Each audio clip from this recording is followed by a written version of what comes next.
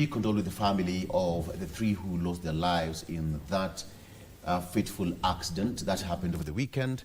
And of course, you know what's close to my heart, politics. And it's just astonishing how this country is slowly sinking to where we are not supposed to be. Just a few months ago, the Kenyan troops made their way back from Haiti, where they had some good run there to help stabilize that country. And whatever is happening in that country is exactly, and I can confidently say, if we are not careful, that we are going that direction. What happened over the weekend was completely unacceptable. Let's just call a spade a spade. It's completely unacceptable. Yes. And to the politicians, because there's no Kenyan who can just wake up in the morning and mobilize themselves for no apparent cause, because they share the same market, their children share the same school, they share the same hospital, they share almost the same, water boreholes around themselves. We need to wake up and smell the coffee. The moment we'll go down that route, I'm so sure it will take us years to recover. It will take us years to recover. Take a look at what happened. Vivian, Mike, and Trevor. Yeah. Bows and arrows in broad daylight. Can you imagine? Yes, imagine. That was so unfortunate. Machetes and Masai rungus, all manner of good weapons. Yeah. As a country, that should give us PTSD. In broad daylight. In broad daylight. It was just so unfortunate. And it's the fact that it is now becoming a norm. Exactly. And the fact that it's being allowed to become a norm. Because we've been seeing this. I mean, over the weekend was just the most recent one. But it's been happening. The political animosity in the country as it is right now is not something we should just put aside or overlook. It's something that should really, the relevant authorities should actually take charge and ensure that this is being averted before it becomes a menace, as you've mentioned. We are living in a country that has an intelligence system to know these things before even they happen. So why are we seeing all this happen? Yeah. The security agencies need to up their game, because this alone should give the country PTSD, so to speak, because of what happened 20 years or so ago in 2007. Because if we go down this road, we are likely to go back to where we left back in 2007. And that is not something we are ready to do. We need to be tolerant of each other when it comes to politics. Let everyone sell their agenda, devoid of any interruption. I may support someone, you may support the other one, but why should we have that? You know what? Exactly. You know what happens? Even Trevor, you can also get into this, because politicians will always use all the available tactics to win an election. Yes. That is the truth of the matter. And one of them is to intimidate and create fear, against their opponents. That is one of the tactics. Actually, it's actually in the 48 laws of power. You create and intimidate your opponent, but then now, to what extent? Attacking a church service? I mean, bro, man. Imagine. But it's up to us. It's up. Sorry, Victor. Sorry. Yeah. Then you're telling us that 8 people have so far been arrested. Okay? They will be arrested. Okay. So then what? Are you going to stop this madness of having goons roaming and having a field day left, right, and center? Mike said this was not an emergency, that these people just regrouped within 10 minutes and attacked that. Yes. It was not an emergency. It was well planned. You're right. Kisumu is getting down the bad drain. I can confidently say that. I can confidently say that. And we need to do something about it. Trevor, I agree. it's shocking. It's very shocking and very disheartening, Yeah? Victor and Mike and Vivian, as you've mentioned. Actually, one of the most disheartening things is to see that these people are the young people carrying bows and arrows. I mean, so disheartening. I thought these are the same people who back advancing in towards a church. Exactly. I thought these are the same people back in 2024 that, were advocating for good leadership, were against such kind of tribal groupings and all these bad habits that we were seeing previously in the previous years. But to see it now happening in 2026, and when I look at those pictures, I see young people, totally, this is not a country I'd want to see it moving the way it's moving. I want to echo what you've said. It's absolute madness. And this is our country, and I feel like it's up to us as the people to just protect and ensure that our country is safe, because at the end of the day, this is the only country we have. So those young men who are being used in all of this, in this goonism, it is up to you to just wake up and see that you are actually just being used. This is our country, and if we go that line, it's going to be bad. Two things, Victor, two things. One, when will we learn? And number two, even as we focus on arresting those who are sitting on the front lines of this goonism, what about the financiers of this goonism? Yeah, that is a big question. Personally, my question is, can it just be stopped? Once and for all, can we just have it? We'll see what happened in Lukalau. I mean, gunshots, people being shot left, right, and center. I mean, it's just normal, and life goes on. It can never be that normal. Okay, enough. And I hope that CS, Kipchumba Murkomen, yes, you are going to do something about it, because that is your docket, and we have to ask you to do something about it. Please protect Kenyans. It's as simple as that. That is where we are. Karibu sana. So that is going to be forming part of my discussion this morning. The goons headache. The goons headache. I'll be joined by Honorable Francis Mongangi, Deputy Governor of Machakos County. Gibson Gesore, an advocate of the High Court of Kenya, is also a political analyst, will be here. Onyangolo, presidential aspirant, party leader, is the party leader of Freedom and Opportunity Party, that is FOP. He's also former Speaker of the Kisumu County Assembly. And Daniel Juma Omondi, who is the Africa Regional Representative, Africa Peace Foundation. The four gentlemen will be here at exactly 7. Let's talk about that. But as always, si tunaongeanga football. Octopus. Octopus Olo. Octopus Olo. France and Spain. Expect some good score there. But all teams are good. They have demonstrated that they can get to the finals. Yes. I see a 1-1 regular time, and I also see them advancing to the extra time, and I can also see them getting to the penalty stage. But from what I can see, I will give you my prediction. Who is going to win that match? Who's winning? Yes. Who will win? I'll tell you at the end of the show. At the end of the show. I'm rooting for France. All my predictions have been pop. All right. All right. There you go. All right. Aside from that, today being a Monday, you know, we talk matters family right here on the show. That is a family check that usually starts from 9 a.m. And today's conversation, we are talking about us being online and our phones replacing real conversations. Are we usually together as a family? Yes, but not really connecting. You know, are we living together but not connecting? That is what we will be looking at. Our phones replacing real conversations. And joining me for that will be Pastor David Makori, who's a pastor, an author, and a family man. We'll also be having William Deche Mwachiro, who's a psychologist. And last but not least, we'll have Cleopa Njiro, who is a counseling psychologist and the founder and director of Viva Mind Solutions Limited. Let's have that conversation then. Mike? The pace has been set for the conversation right here on Good Morning Kenya. So it's for you now to tune in and enjoy the conversations. And remember, you can be part of every conversation happening right here on KBC Channel 1. We are at KBC Channel 1 on all our social media platform. My name is Mike Migu. Once again, welcome to Good Morning Kenya. Trevor? And good morning, Kenya. My name is Trevor Ngendo. It's another brand new week, and we're set for the new week. I'll be here to tell you what's happening in news, what made headlines yesterday, and even what to expect this week. We understand that Okalau elections are also set for this week, so that is also something to be on the lookout for.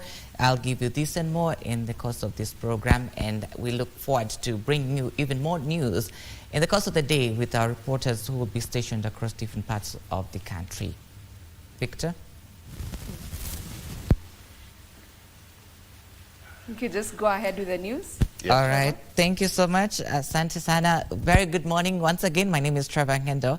Let's kick this off with yesterday's win by the Starlets. And Kenya's junior Starlets are heading back to the FIFA Under-17 Women's World Cup after defeating South Africa 3-1 at Nyayo National Stadium, completing a dominant 5-1 aggregate victory. Kenya will now look to build on that experience as they prepare for their second appearance on the global stage in Morocco after their historic debut in 2024 in the Dominican Republic.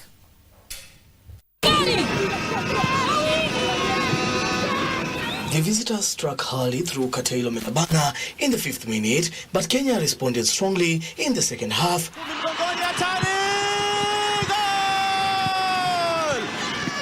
Starlets came back stronger in the second half, with fans playing a key role in the last half, where Gaudecia Maloba equalized in the 70th minute before Brenda Ward calmly converted a late penalty to put the horse ahead.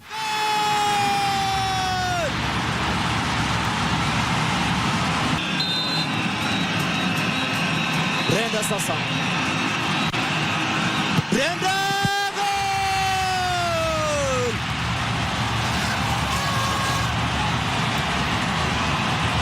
Elizabeth Alizeba then sealed the victory with a third goal moments later, sparking celebrations among the home fans. Liz, goal!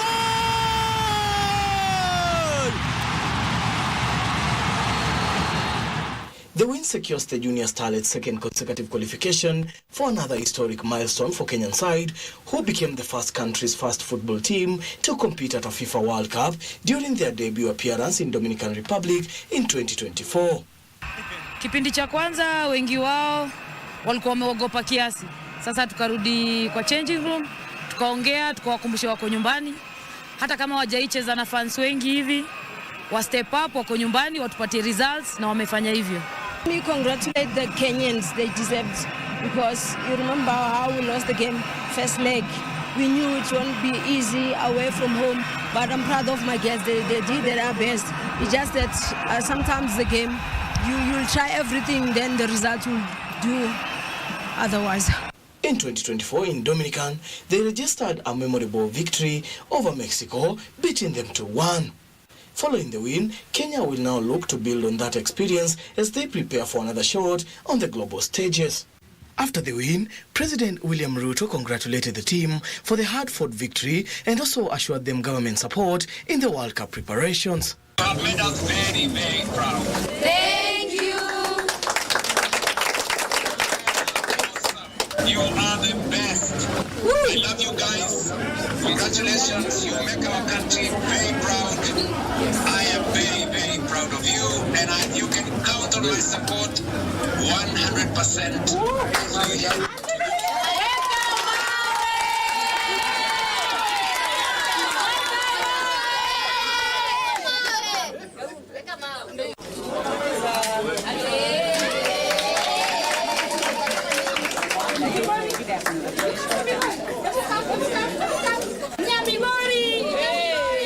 Leo wametuonesha what they can do. They want to kneel away. Na mumeperform, mko juu, munaenda World Cup Morocco, si ndio? For the second time. Spirit and that electricity that you had as you went for those goals, that's what you got to take to Morocco. We're so proud of you. Thank you, Dan Wendo, for that story. And moving on, let's speak All Kalau in Nyandarua County. And leaders in All Kalau have appealed for peace and tolerance days before the election is held.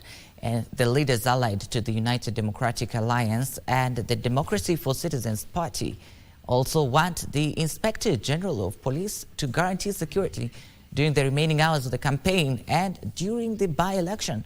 The campaigns will conclude on Monday evening, 48 hours before the mini poll. Take a look.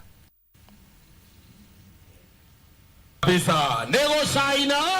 the campaigns for the All Kalau parliamentary by-elections enter the home stretch, leaders from across the political divide are urging their supporters to exercise restraint and avoid causing mayhem ahead of Thursday's mini polls. In the hunt for votes, UDA leaders, led by Nyandarua MP Faith Gitau, attended a church service at the Full Gospel Church in All Kalau town, where they condemned Saturday's violent incident, calling on the relevant security agencies to take firm action against those responsible. Huyu kijana amekuwa na mheshimiwa Kiaraho for 13 years. Kwa hivyo anajua maono ambayo Kiaraho alikuwa nayo. And I believe he's the only one. Anajua tena kidani ya hayo maono ambao Kiaraho alikuwa nayo. Their campaigns concluded in a rally at Captain Center, where UDA chairperson Cecily Mbaride and other leaders urged residents to back the UDA candidate Samuel Mushina, who would guarantee the perpetuity of government programs. Na mmesikia wa Muthende mwenyewe akiwapatia ushuhuda ya ile kazi imefanywa na serikali katika Mbeere North. Na mtajua mmefanya kitu mzuri tarehe 17. Kwa sababu mtaona mambo ikianza kubadilika na tayari mumeiona. The DCP camp, on the other hand, were at Mirangine Catholic Church, where they sustained pressure on the IBC to ensure that the mini poll is free and fair.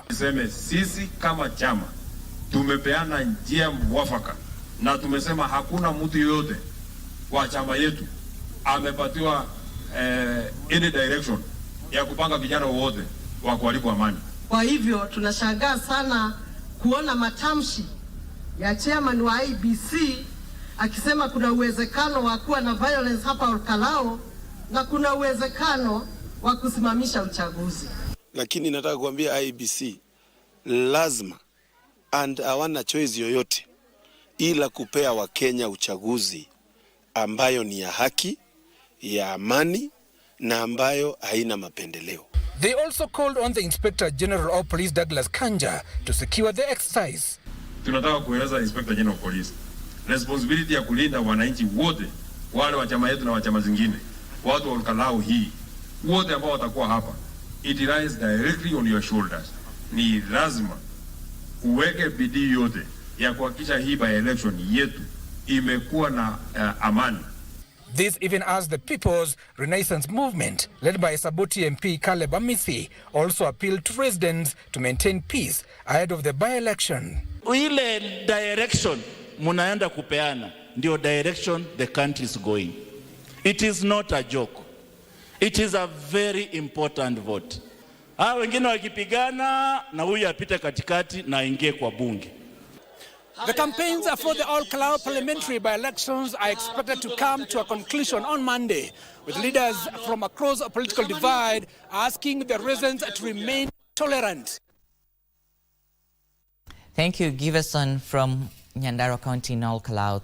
And still on that, preparations for the upcoming Olkalao parliamentary by-election scheduled for Thursday, July 16th, are in top gear. The Independent Electoral and Boundaries Commission says it is finalizing both logistical and administrative arrangements ahead of the polling day. The Commission has also announced that the training of key election officials is largely complete, while the orientation for deputy presiding officers and presiding officers has been successfully concluded. The training of polling clerks is ongoing across the constituency. According to the IBC, the intensive exercise targets to equip all election officials with the necessary knowledge and skills to ensure free, fair, transparent, and credible poll.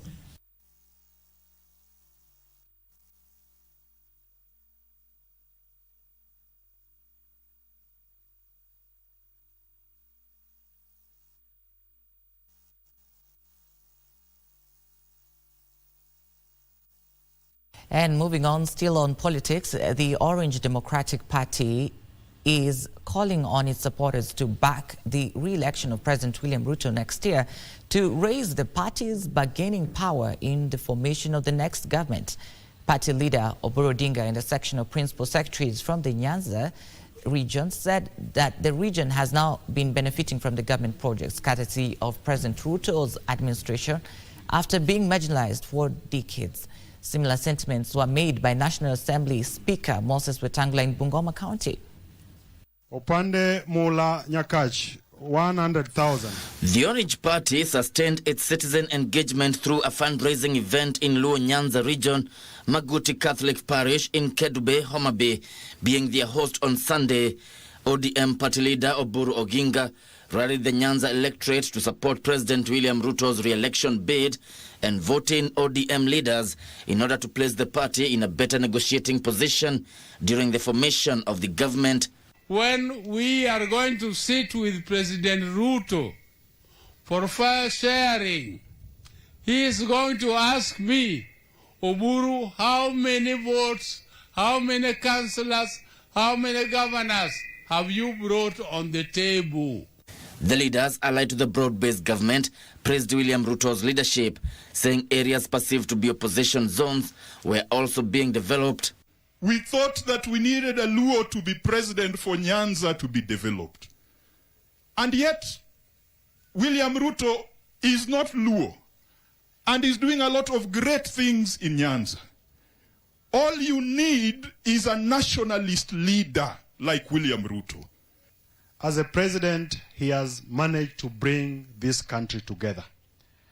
When we talk about the developments, when the senator speaks of what is happening in Homa Bay County, it's a replica of what is happening in each and every part of this country.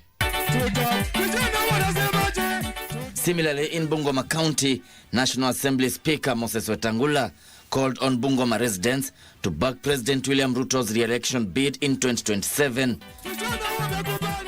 Wetangula argues the Kenya Kwanza administration has delivered on key development promises that are transforming the country. Kwa miaka 3-4 Ruto amekuwa hapa zaidi ya mara 10. Kwa mambo ya maendeleo, yeye hakuja hapa kutafuta pombe, anakuja kwa mambo ya maendeleo. Elsewhere, Interior Cabinet Secretary Kipchumba Murkomen has condemned incidents of incitements and goonism in political gathering in Olkalau and other parts of the country, assuring that the government will protect everyone irrespective of their political affiliation. Tutahakikisha Olkalau by-elections tarehe 16 itaenda vizuri, na tutahakikisha Kenya mwaka kesho itakuwa na uchaguzi wa amani na utulivu. Murkomen made the remarks at Bishop Hannington ACK Cathedral, Mumias, Kakamega County. And Public Service Cabinet Secretary Geoffrey Rocco has dismissed the political association between Wiper Party leader Kalonzo Musyoka and Democracy for Citizens Party leader Rigathi Gachagua, saying it is of no benefit to their Kamba community. Kwa sasa tumekutana na ambaye ya Kitui, ya Makueni na ya Machakos. Nitaenda nipeleke ripoti kwa Mheshimiwa Rais. Nimwambie vile tumeongea na mmekubali ya kwamba mtaunga mkono serikali yake na mtamuunga mkono 2027. CS Rocco made the remarks in Kitui County after meeting 22 Akamba clans, where he was installed as an elder of the community by the Akamba clans governing council of elders.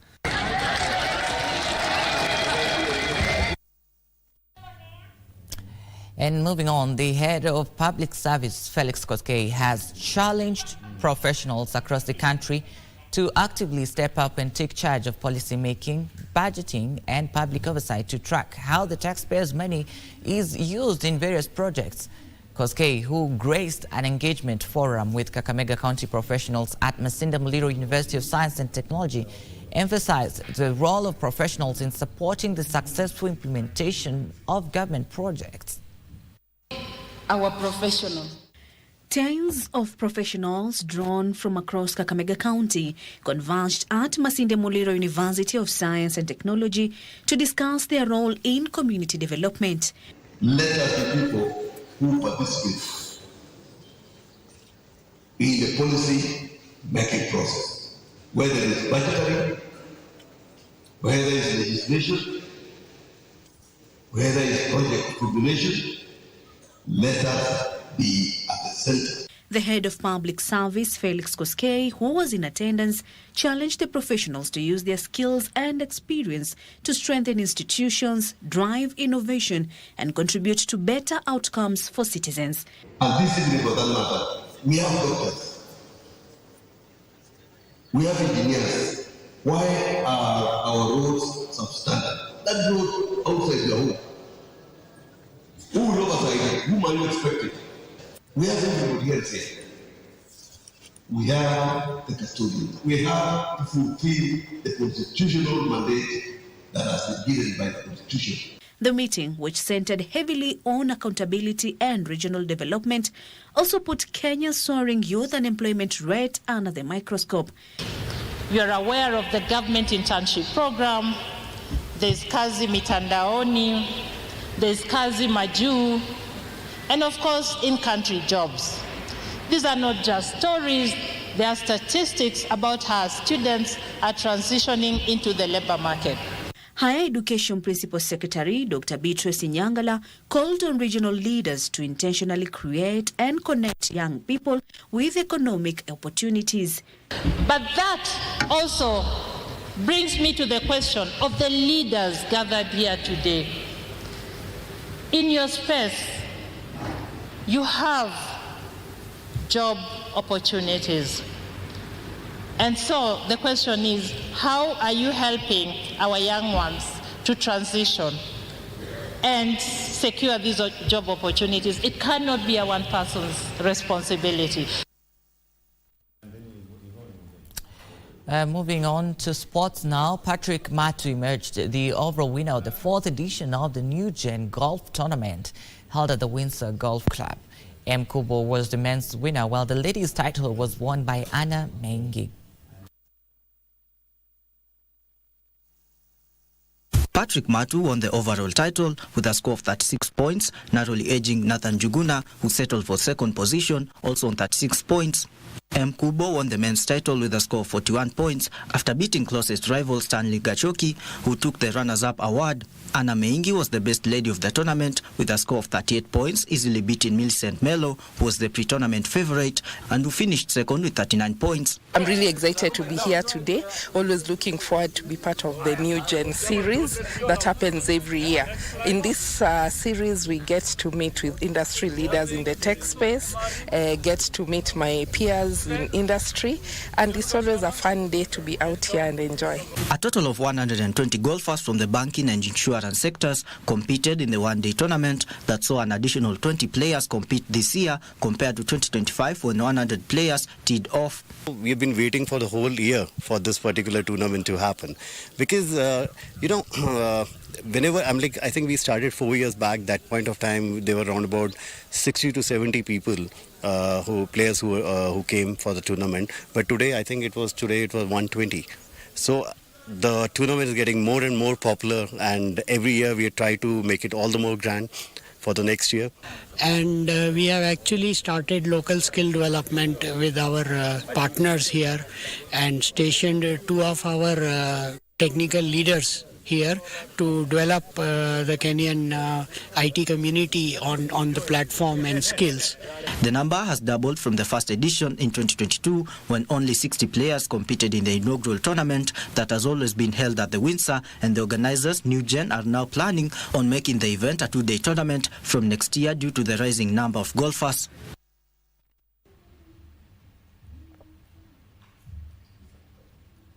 All right, thank you. Then that's where we wrap up this morning brief. My name is Trevor Ngendo. It's been an honor and a pleasure to have you on board this morning.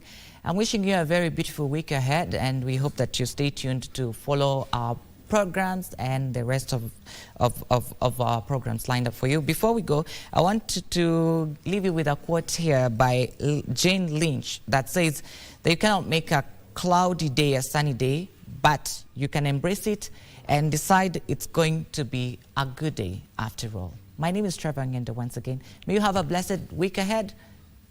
Good day.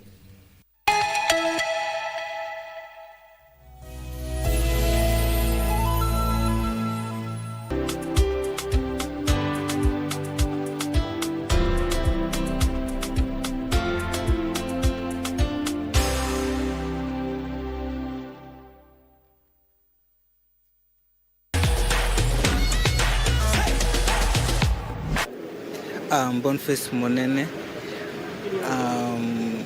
I'm now supporting the France team because the France team has the capability to win this FIFA World Cup the year 2026. Remember that we are always live on KBC, Channel 1, and the KBC are doing the good job so that we can watch the FIFA World Cup live and direct. My name is Newton Nyaswabu. I support France because it's a tactical team. It has the position, the center forwards, the strikers. You see, like Kylian Mbappe. He has more goals and is a bit challenge to the World Cup. naitwa Pavel na na support Argentina, but sahii naona hawako hivyo strong kama last World Cup, so wakipatana na France itakuwa shida, lakini wakijikakamua Messi afanye mambo yake watashinda tu tena. World Cup iko KBC.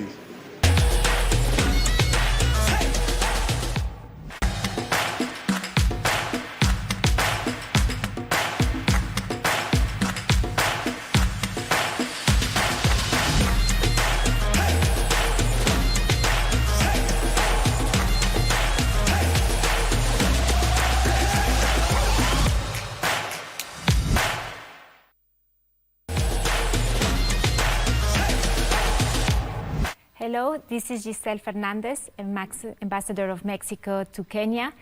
Thank you, KBC, for bringing the game of the FIFA World Cup closer to us.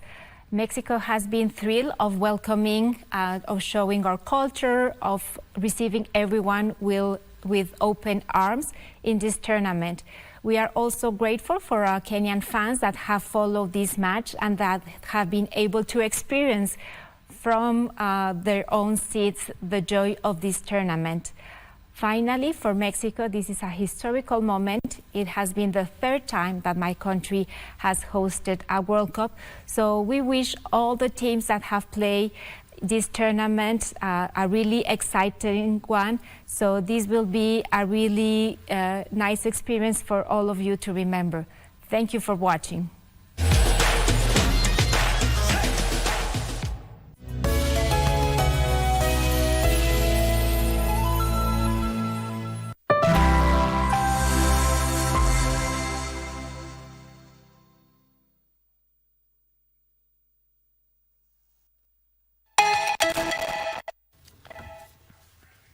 All right, welcome back. Thank you so much for staying with us. It's now 2 minutes past 7 a.m.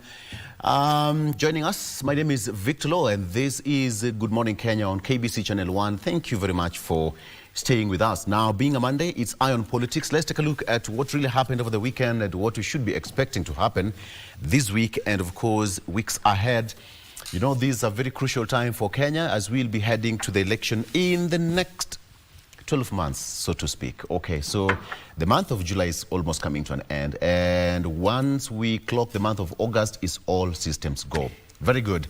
One thing that stood out over the weekend was the twin attacks, the goon attacks that happened in Nyahururu, the Linda Mwananchi group being attacked, and of course, even over the weekend, another one also happened.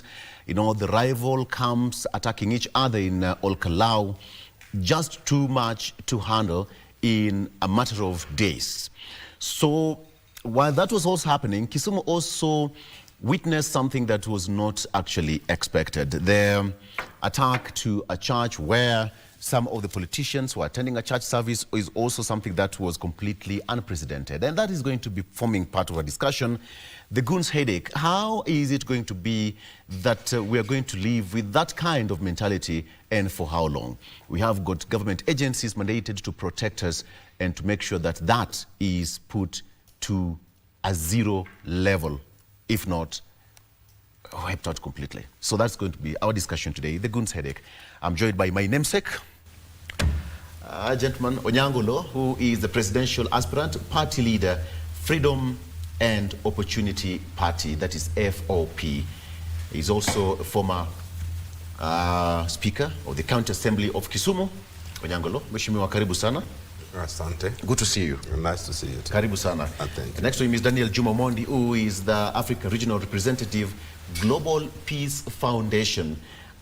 He's a man who, when it comes to peace, that is his forte. And let's talk about that in all terms and reasons. Daniel, karibu.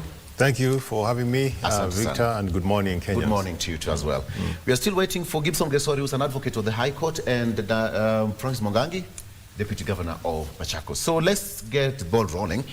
On the front page of the Standard, that is forming a part of discussion. The Standard says madness of a nation. There you go. Madness of a nation. Look at that picture. Okay, look at that picture.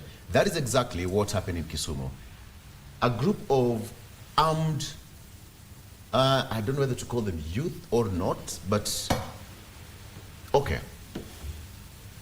armed with bows, arrows. Some of them had pangas, machetes if you like. Some of them had rungus and all manner of crude weapons yesterday.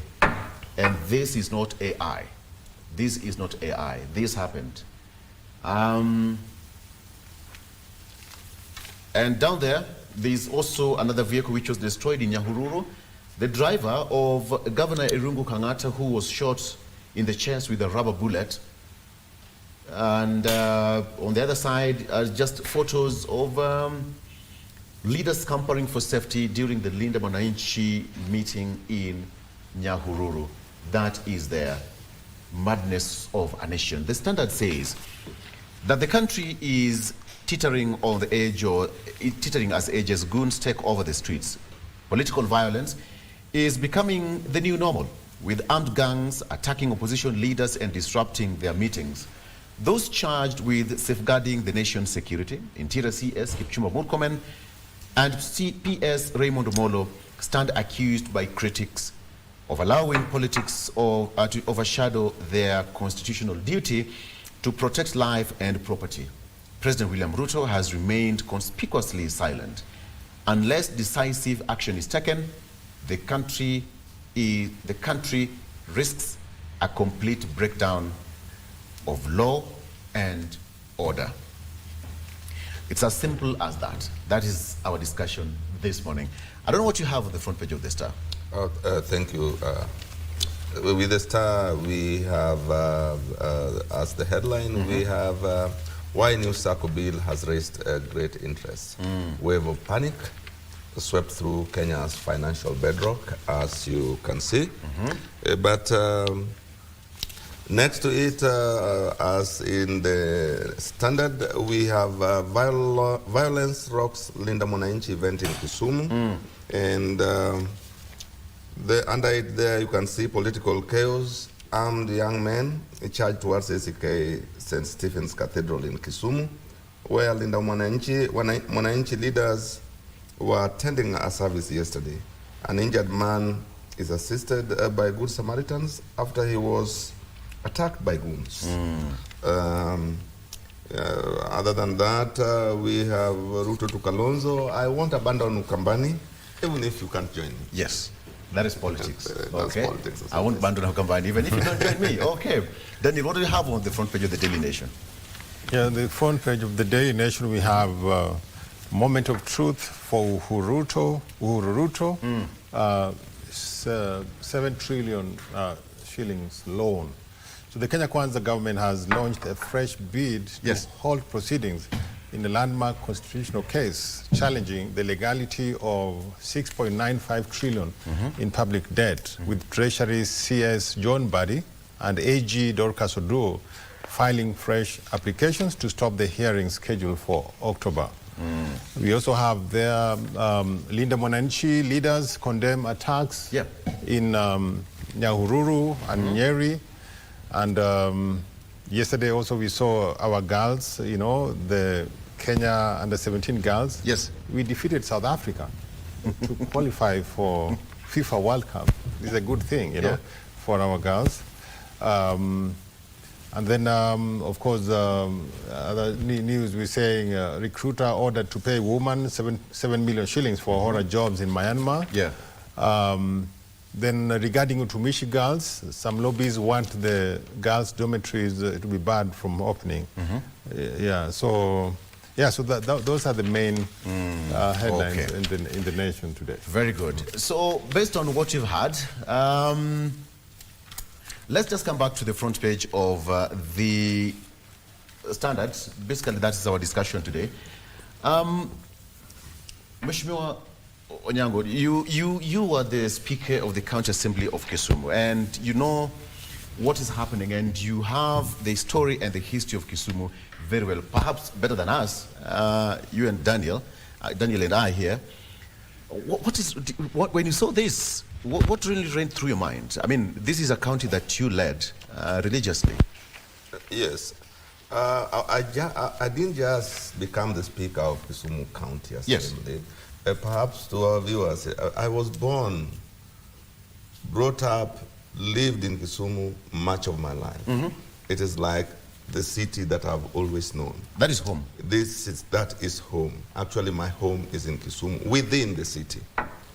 And when I look at this picture here... Go ahead. I can tell you, we have had bouts of violence in Kisumu town from time to time, which come out of political demonstrations, more often than not for worthy causes. But to see men and women brazenly and in public holding arrows, bows, pangas, machetes, this is a new law. And the unfortunate thing is that from this photograph alone, I can identify the faces. And I can tell you who they are working for. And I can tell you that these are paid goons. It is unfortunate. The only unfortunate thing, for those of us who are able to watch it maybe in the social media platforms, the only unfortunate thing that is different from what we have had in other places is that the police who are there. That we are not having cases of these men being apprehended, being arrested, or investigations being carried out. And worse, that this thing happened at daytime. I am not seeing men covering their faces, even with masks or having, you call it baklavas. This tells you that we have reached a level where violence has become brazen. Men can walk in daylight with pangas, machetes in Kenya. In fact, in the third largest city of our nation, this calls for serious introspection, for serious questions from the government agencies entrusted with the duty to maintain peace and order. It calls for very serious questions to be answered by those who we elected. The only thing I can tell them as a resident of Kisumu, what goes round comes round. The creators of this will soon be ready to handle the bite. Daniel, you know, what that's really, I mean, for the last couple of months, we've been talking about goons. I think we've discussed the matter of goons on this set. But when you talk about goons, why is it becoming so normal right now to talk about goons and we just go to bed as if there's nothing to worry about? I mean, look at what really happened yesterday. The photos on the local dailies is just something completely not acceptable, to say the least. I think we're normalizing this concept of goons, and it's very unfortunate that we just keep talking about it and doing, nothing really about the issue. As I've always said, goons and politicians are basically bedfellows. They go together. For you to succeed in Kenyan politics, you need people who will be, making noise for you, who will be heckling your rivals, and who will be, basically politicians use these people to popularize themselves. And so this is a given. Everyone who is in politics knows this. I remember when I was running for Ugenya MP in 2019, my rivals would treat the crowd. They call it treating the crowd. In Luo, it's called cheer the pub, treating the crowd. So that when I come, when I'm speaking, then I'm heckled so that I'm not, nobody hears what I'm saying. So this is something that politicians do, whether in or outside government. But mine as a peacemaker is just to say that this should not be allowed to go on. You have seen what is going on in South Africa, where the government of Cyril Ramaphosa has completely abdicated its duty to vigilantes in South Africa, who are now given themselves the duty of enforcing immigration laws. So right now in South Africa, Ramaphosa and his government, it is the goons in South Africa, I call them goons, who are actually chasing people out of there, chasing foreign, apparently. In Kenya, if we are not careful, there is coming a time when these goons will be leading the narrative, where the politicians, the leaders will not talk. The goons will be saying, this is what we want. And so, as a peacemaker, mine is to urge, all the players within government, the opposition, that this should not be allowed to go on. Let us stop this, let us nip this in the bud, and I want to call upon organizations who are charged with this, especially the National Cohesion Integration Commission, IPOA, the National Police Service, which is now independent. They should not be seeing young boys walking with machetes and walking with arrows and bows, and not doing anything about it. Whoever caused this, the police should ensure that the streets of Kisumu has been safe. The last few protests, even June 25th, and even the Sabasaba, Kisumu was relatively safe. And the people of Kisumu, of course, they had said that now this time they don't want to be in the street. Yeah. That is the spirit. But now, yesterday when I saw this, I was wondering where these people have come from. And also the youth of Kisumu, they have not been known to carry bows and arrows. This is the first time I'm seeing bows and arrows, being carried in Kisumu. Yes. So I really want to call upon, everyone, involved. Let us take a chill pill and let's do something about this phenomenon before it gets out of hand. Okay. Mheshimiwa Francis Mwangangi, Deputy Governor, Machakos County, asante sana for coming. Thank you. Thank you. And of course, Gibson Gesore, who's an advocate of the High Court of Kenya, is also a political analyst. Karibu wakili. Thank you. Before I get into your statement, President William Ruto said that he will Ruto to Kalonzo. That is your boss, party leader. He said that he won't abandon Ukambani even if Kalonzo refuses to join him. That is on the front page. You can ponder on that. So even if he refuses to join him, he won't leave Ukambani. Okay. Good to see you. Thank you. Mheshimiwa, it seems there is a 48th law of power that is being used. When you look at what's on the front page of the Standard and of course the Daily Nation, it's been all over since Saturday, Sunday, and now we are in Monday. Who is using the 48th laws of power here? And for what reason? Just for politics.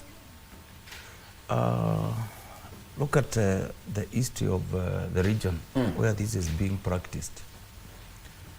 Look at the point man of the government there. Is also the same person who is in charge of the security of the country. So it is do or die for some people. What I will just tell them is it could be politics. It could be we must win it under whatever costs, but not at the expense of the country. Nations that have failed, nations that have history of these kind of things, Haiti being part of it, start the way we are doing. Let me say this. You talk of Haiti. Do you know we rescued Haiti?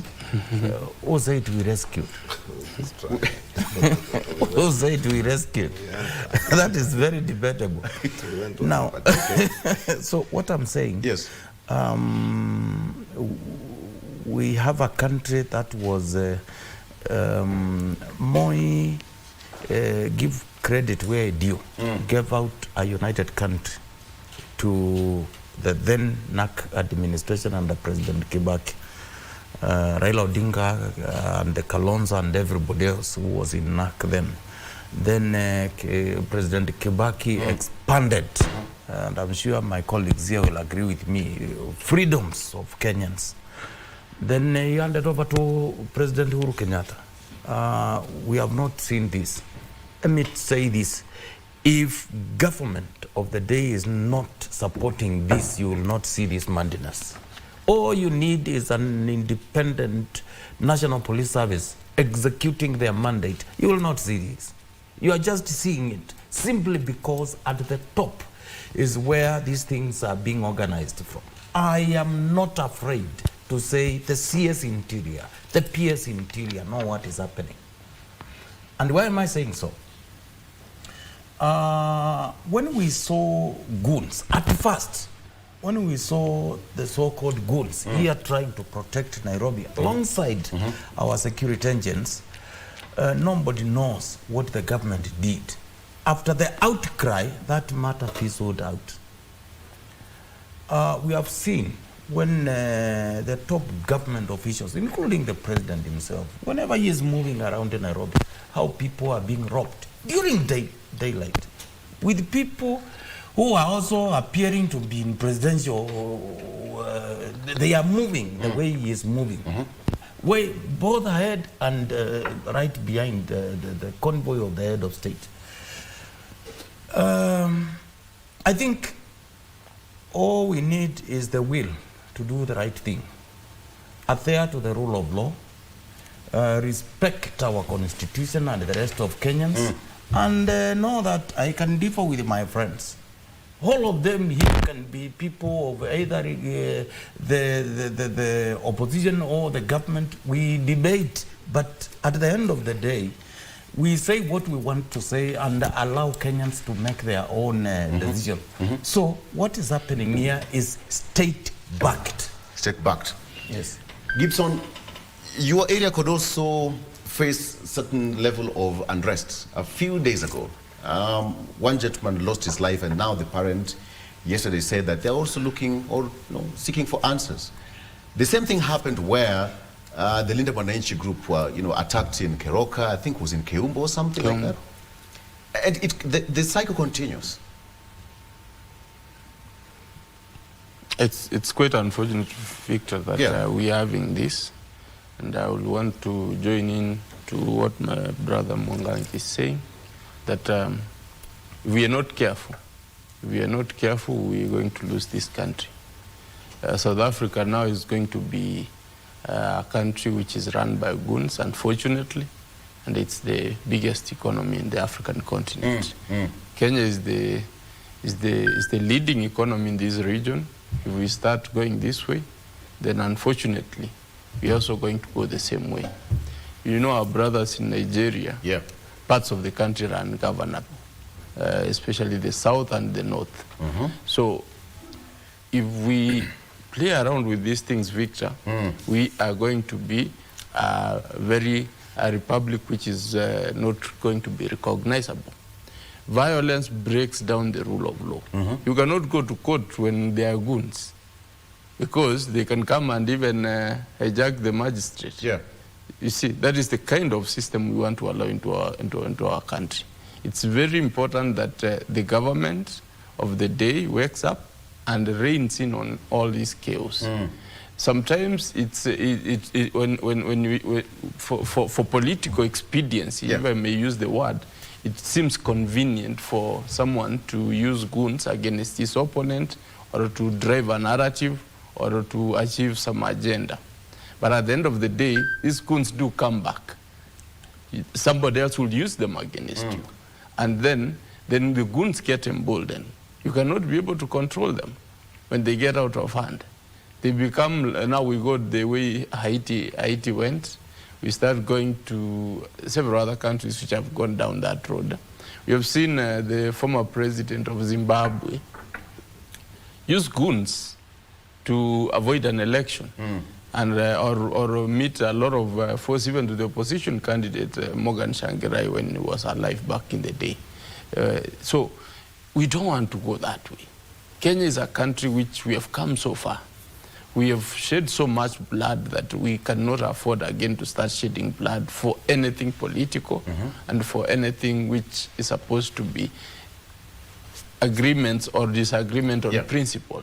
So we need to be able to bring back the rule of law. Who can be able to do that? It can only be, unfortunately, the Minister of Interior and the top leadership of the country, who should be able to speak boldly against these things. Let all these goons or the leaders be put to task so that they are taken to court. Let the police stand up and be independent. That is the information or the vision behind having police as an independent organ. That is the vision why we have even a police oversight body which should be able to check the police excesses. Unfortunately, like what I saw in Nyahururu, I think, I don't know whether the gentleman is alive or how he's doing, but those are things we should not be seeing. What happened in Keumbu is quite unfortunate, and we should be able to rein in on Absolutely. Let me ask you, Mheshimiwa, how big is this economy? Because it seems that the upsurge of the goon economy is getting to some level. How big is it now? How lucrative? It's a well-oiled machine. How lucrative is this economy? I told you, maybe what I didn't tell you is I was born within the biggest slums of Kisumu. Yes. So that when I tell you, in this group, either you are my friend, I grew up with you, you grew up with my brothers or my sister, someone somehow I know. And I can tell you that on the eve of this, the kind of money being distributed is no joke. We even know who distributes the money, how it was brought. And let me tell you first, I know you want to know how big this economy, the Goonism. It is big, it is massive, it is state-sponsored. But other than that, if we want to bring this thing to an end, when I talk of state-sponsored, I say players or actors within the state must be involved. Because the kind of money, my brother, being distributed, you find a youth carrying a bag of 10 million when people are going to action the next day. If I dare that on the screen, I can tell you I can stand up for it. But let me add to something my two brothers there have said. It is not just important that we wish to end this Goonism, because it will not just end on our wishes. We must first trace where did it start, and we must be truthful to ourselves. Yes. Goonism has not started with Ruto. Goonism was the bane of Moi's government, especially under multipartyism, when he was threatened with the introduction of multipartyism. If you can still remember the photographs of Njoya being beaten. Yeah. So whenever the government is threatened, it comes. So the birds have just come home to roost. When you look at South Africa, those of you who may remember the Inkatha Freedom Party, largely based as KwaZulu-Natal, it was brought in to delay the dismantling of apartheid. And it is the Africans who are being used to fight the ANC, and a lot of deaths took place. We thought it ended when apartheid ended. It has reincarnated now, and you can see it in the streets. To push a different agenda right now. The same Goonism that Moi introduced in our country has reincarnated now to push agenda that we could all guess what it is. Same with Haiti, the history of Papa Doc and Baby Doc. It was to preserve the then state of Haiti. Years later, you realize this is an ogre that never dies. So to even think or imagine that by calling on state actors to end this thing, we will achieve something, I would tell fellow citizens, we are daydreaming. There are only one or two ways to end this nonsense. One, elect serious leaders who are committed to end this kind of nonsense. Two, let us be bold as citizens and say, we bring to an end the leadership of the Moi-bred politicians, because that is the only way they know how to hold power. Yes. So that we can have a clean start with men who believe in the rule of law, the power of democracy, and who believe in conversing with fellow citizens. So that if I have great ideas, but you bring great ideas, I must bow to great ideas. Barring that, this is going to be a vicious circle that even 50, 60 years may come to haunt our children and grandchildren. And the Kenya as a state as we know it may come to an end through these small jokes we are bringing around. If you can remember when Moi left power, and this thing has come to haunt us now, then you can know that we are just upgrading our, upscaling how to use Goonism to protect what we decide. Okay. Let's take a break. And we come back, I still want to ask that question. How big is this economy? Because it seems that it is so thriving that you see young men, you know, vigilante or organized gang, daring one another, and the police are standing there in broad daylight. Then you said somebody can carry 10 million shillings in a bag? Oh yes. When they are going, this man, if for instance, if they are being taken outside where they are, nobody goes. First you take 5,000 up front. When you come successfully, because things could get thick. So tumalizane sahi. Beba tano kwanza. Because unaweza kuchukua na tena you drop. If you finish the mission and you come back, you get another 5,000 shillings. That's 10,000 per person. That is why someone can dare his face. Hold that thought. Can we take a break? Thank you. Daniel, Peace Foundation have a lot of work to do. Okay. Stay with us. We'll be right back.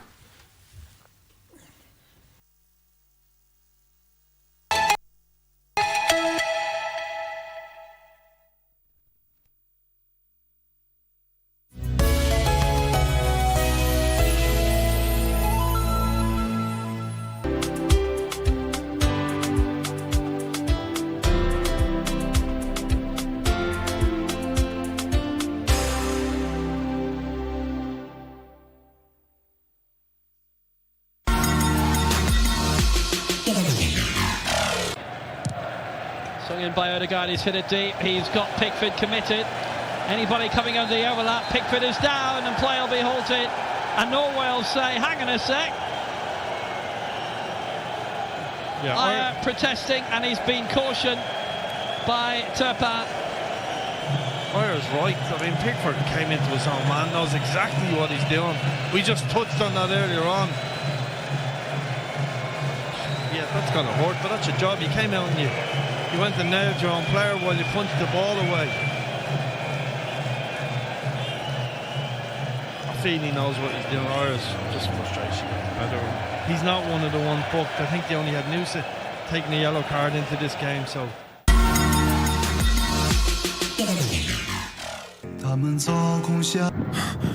The Bodhi tree is on fire. What? The Bodhi tree's on fire? Don't pretend that you're not involved. You're saying that the anomalies are related to the tree's destruction? The trees stabilize our space. When the pagoda tree was destroyed, the human world and Ghostum went through something similar. Didn't your accomplice tell you that? I'm not interested in having a debate with you.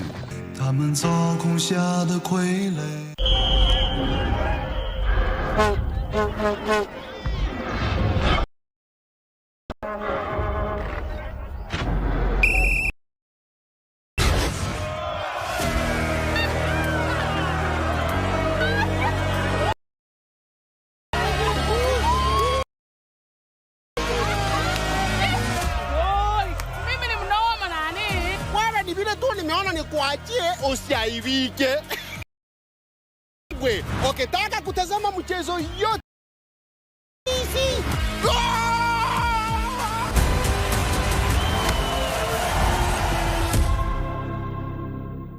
The way KBC iko Huduma Center. Imekuwa rahisi. And Signet Service commercial adverts and documentaries. Visit our dedicated desks at Huduma Times Square, Makadara, Kibera, kungoja hapo. Whether it's a casual announcement or a specialized media solution for your business, we are here to serve you. KBC at Huduma Centers, moving closer to you. Your station, your service.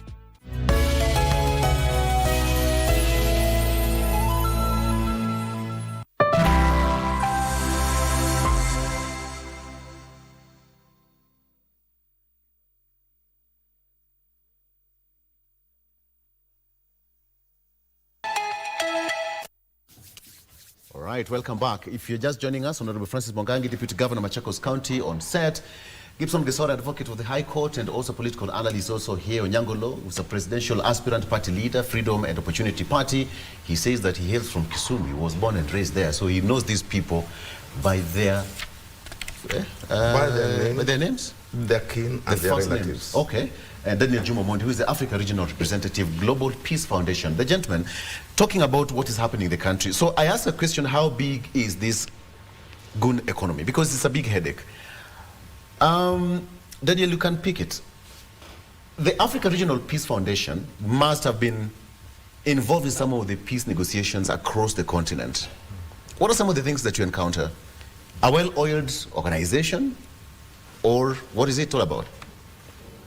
Yeah, so, I mean, we have been in this political violence, yes, you know, historically, is something that is common to Africa, especially as we head towards elections. You just had, during the Moi regime, every election year, we used to have land clashes where people used to die, you know, and these land clashes were basically known, to be instigated by politicians at that time. And so it is not new, it is not a surprise that as we enter the next election, you know, we also have these things happening. But let me say, as you talk about the goon economy, I think you're talking about a system where young people are being used, are being ferried, are being bought to disrupt, you know, their political rivals, to cause chaos and to, of course, enhance popularity of those who are paying them. And this is largely, and this is what we've been saying at the Global Peace Foundation, is that we have a big batch of young people who are idle, unemployed, and available for misuse, and available for purchase, and available for incitement by crooked, I want to underline the word crooked, politicians.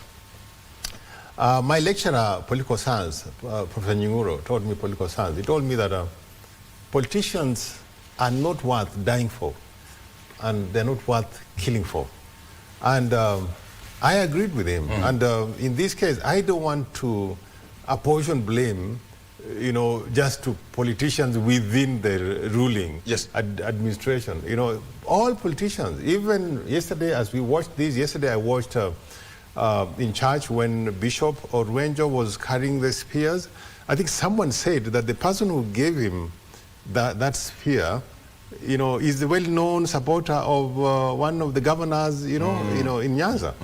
And so, as we see this, I don't want to say that this is caused by politicians within the administration, and also our politics. Our politics usually change, as you know. Yeah.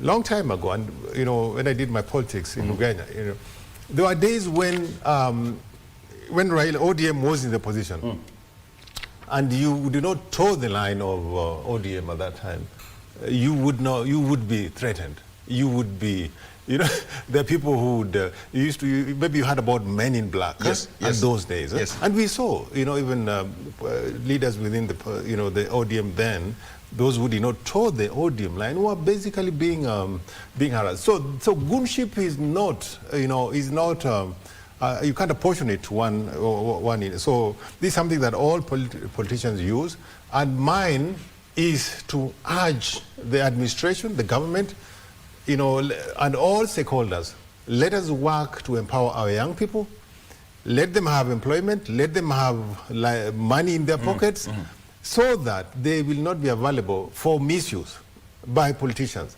This, for me, is the best theory of change that we can be able to use. Yeah. Otherwise, saying that, you want to blame that, or you want to blame, and also the police also, they're already independent.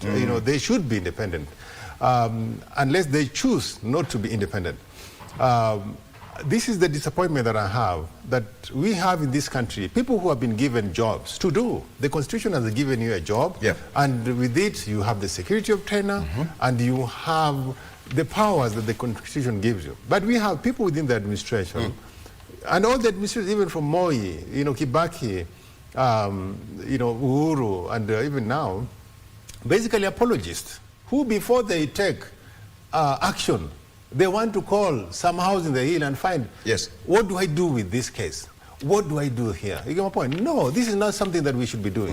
If you are a leader, if you are a police officer, I'm looking for we should stay in a country whereby, if I'm a police officer, and let's say he's the CS of in the government, and he has been suspected of maybe paying goons or doing something illegal, as a police officer, I should arrest him and take him to court without receiving phone calls from that sounds easier said than done. But that is what we need to do, because as you know, power is transient. Power is transient, and so right now we have, of course, the former CS for Matiang'i. He was very powerful during the Uhuru regime. Right now he's in the position. But during Matiang'i time, you could not even touch, people feared him, right? People feared him, but now he is in the position. So what I'm saying is that if you are in government today and you see something wrong, please do it.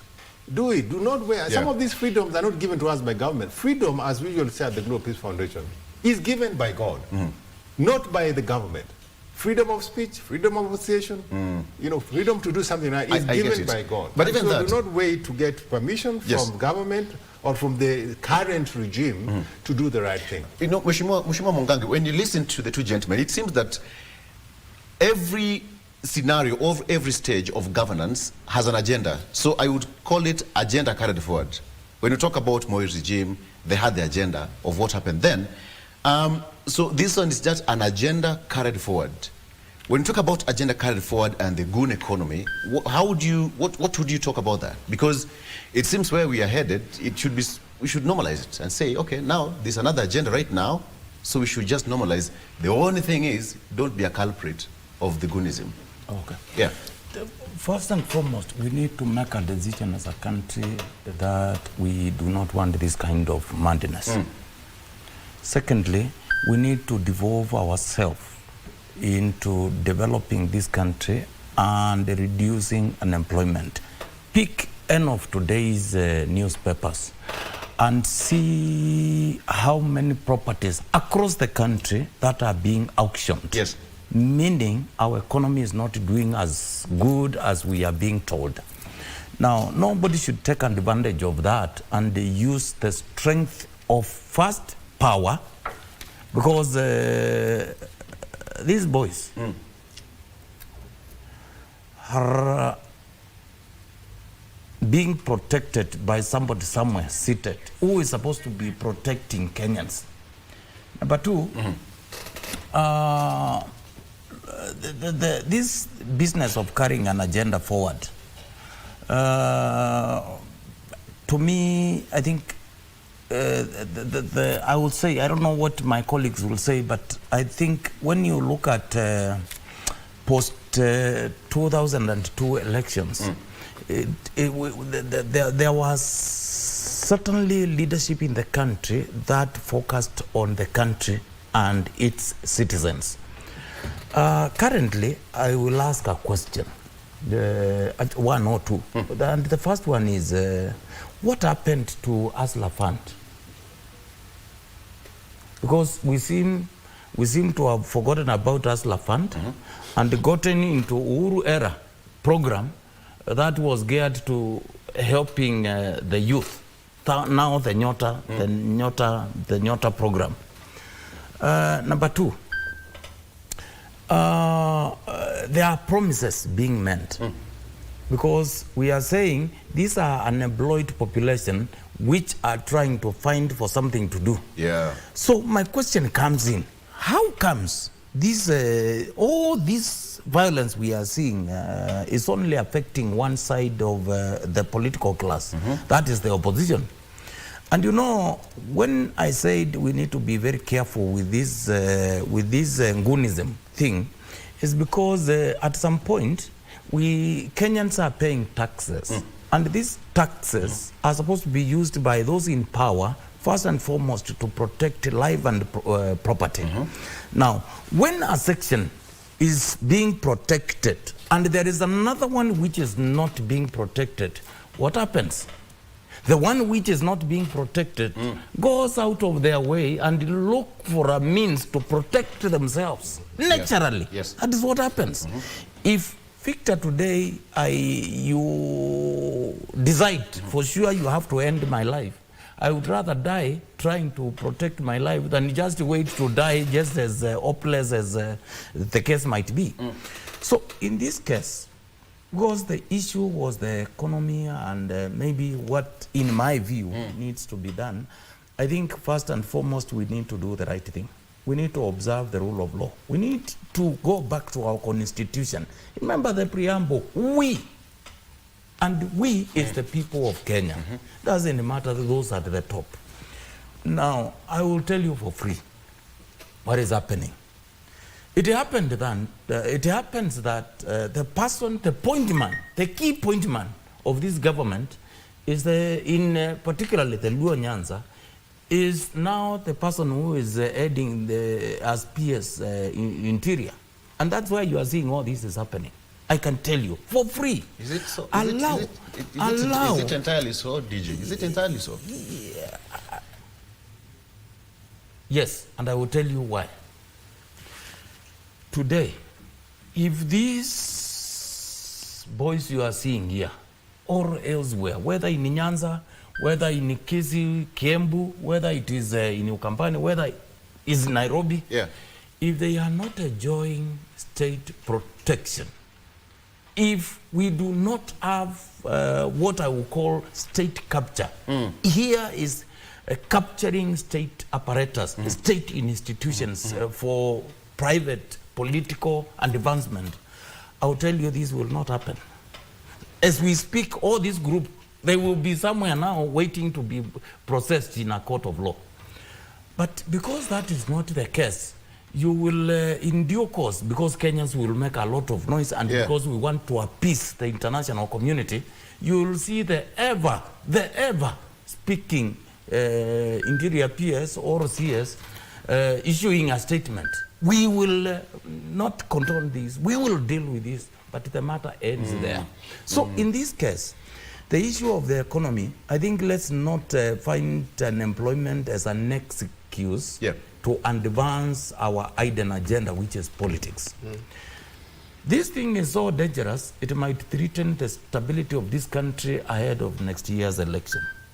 And that's why we need to engage one another, ensure our internal security apparatus are well resourced and independent to carry out their mandate, to make sure our country does not have these kind of things. Because when you see them and see the side under which they are operating, definitely you will know, other than the state security, there is public money. Because I don't know whether my colleagues will agree with me, but the kind of monies being carried around weekly, on a weekly basis, from Monday to Monday, by these people, the so-called the state agents, you wonder where is that money when people are, in millions, are sliding back to poverty. Let me tell you, this country, if we don't address this matter, I think we will have no country in due course. Okay, I'll come back to you. And there are two questions I want to ask you, gentlemen. But before then, Wakili, when you look at that, you know, as a lawyer, and you say goons can actually overrun a court session. Mheshimiwa here, you're also Wakili, and you know what that would also mean. But then look at it this way. The goon economy right now is just 1 year to election. Can you imagine what I'm trying to imagine? Clearly, Victor, and I would want to start it at constitution without constitutionalism. I think one of the professors, the late Okoth Oganda, did write a paper about that we have constitutions without constitutionalism. Where do I say so? Our constitution is so huge and so has a lot of overarching provisions, but then the practice of constitutionalism is actually dead in the country. Yes. Because the reason why I say so, look at the dispensation we are operating under. Are the arms of government, especially the constitutionally independent bodies, working? They are not. Let's start by Parliament. Parliament is long dead. It's long dead. Actually, the people now who are being fought are those members of Parliament who want to stand out. Yes. That is one. When they come for the Parliament, as they say, Victor, when they come for you today and you don't speak, they come for someone else next. And so the judiciary most probably will not be able to speak under an era where goons are reigning, because goons will be able to come and capture a court. What can you do? And this goon seems to be so powerful that even the police cannot dare even point a finger at them. The police offers protection to the goons. That is, a friend of mine, I think, was, I mean, we have seen even in the northern Kenya where, even with the advent of Al-Shabaab, people coming and taking over, capturing a government official to the level of, was it a county commissioner or a DC then? And he disappeared for some good time. Yeah. So, in that era, do you think a court will come and those cases will be arrested, and then the court will sit and be able to preside over a fair hearing for the Al-Shabaab? And because there is no provision, everybody will be running from that place. That place will be run by those guys. So this is what I'm talking about, that our constitution needs to speak widely to every corner of the country. Yeah. We need to start from the head. The head is in Nairobi. Our parliament needs to be able to Right now, we should have summoned the police commissioner, the minister interior, to parliament to ask them to account, because parliament is where checks and balances should be conducted. But if that law starts breaking from that particular end, you cannot expect much from the judiciary. When these two arms of government die, we don't have a constitution. We only have a document, but there's no constitutionalism. Yeah. That is where we are headed. When that happens, you will be the last line of your own defense. We will become Afghanistan, we will become any kind of country which is run by. You saw Afghanistan, the Taliban took over. Because, I mean, the known government became so unpopular, and till the goons or whatever system which the Taliban, which was known as the system which was supposed to be out of power, took over power. The Americans had to run in the middle of the night. Yeah. That is what we're talking about. So we need to be extra careful in us trying to take. We gave ourselves the constitution, which is so enabling. This constitution, we need to believe and practice it. In places where, you know, it's quite unfortunate that our constitution was largely crafted from the provisions of the constitution of 1994 for South Africa. But you see where South Africa is headed. Yeah. And now Kenya is following the same, because Kenya and South Africa are the bastions of democracy in Africa. Now, where are we headed? We are headed the Somali way. We are headed, if worse comes to us, we'll be headed the Somali way, we will be headed the DRC way. We will be headed the DRC way. Why am I saying that? That comparison is painful. We need to be very careful, because, Victor. Yes. Victor, we need to be very careful. And as Kenyans, that's what we need to guard ourselves against, so that we don't get there. Okay. The question I want to ask all of you here is, we are headed to election. 10th of August is the date. But then, what does this really mean to us is waiting for that day to exercise her democracy? Start with you, Daniel. Yeah, but first, even before I go there, I don't want to lose hope in our system. Yes. It is not. I will not compare us with Somalia yet. Huh? I think what is happening is just some political bad manners that we have within the system. People who have not learned from history, people who are not seeing what is happening in other countries like South Africa and, you know, in the region. Sudan is now ungovernable. Somalia, just compare. So we, I think God is giving us warning. He's giving us a warning that if we don't change our ways now, then there could be a problem. And so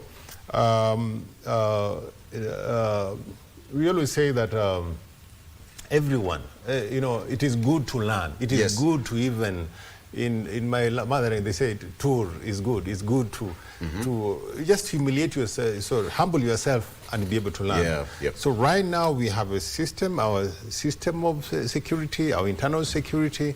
Internal security is actually so important that in this case, I don't, this matter is not a one-term, two-term issue. It's not a one-term, two-term issue. It doesn't matter which side of the political divide you are in to know that this is wrong. You get my point? This is wrong wherever, however you look at it. And also, I want to say that, you know, there's also possibility, you know, that even within the opposition, and we have seen in the past where some opposition people, some even confessed to abducting themselves, you get my point, so that they could create sympathy, you know, that they were being harassed by government. So when you look at it, also the players, some players within the opposition have the capability of actually, you know, stage managing some of these issues. So, but as I said earlier on, this is wrong. However you look at it, whether you are from the opposition or whether you're from government, the optics are not good. And so for the Wananchi who are waiting to cast their ballots, this is, you know, basically disheartening, and this is going to discourage, you know, turnout. It's going to discourage turnout. Could this be the ultimate agenda? Of course. I mean, if you have violence or threats of violence, you know, when you create an atmosphere of violence, and when you create an atmosphere of security, that is violence. So you may not.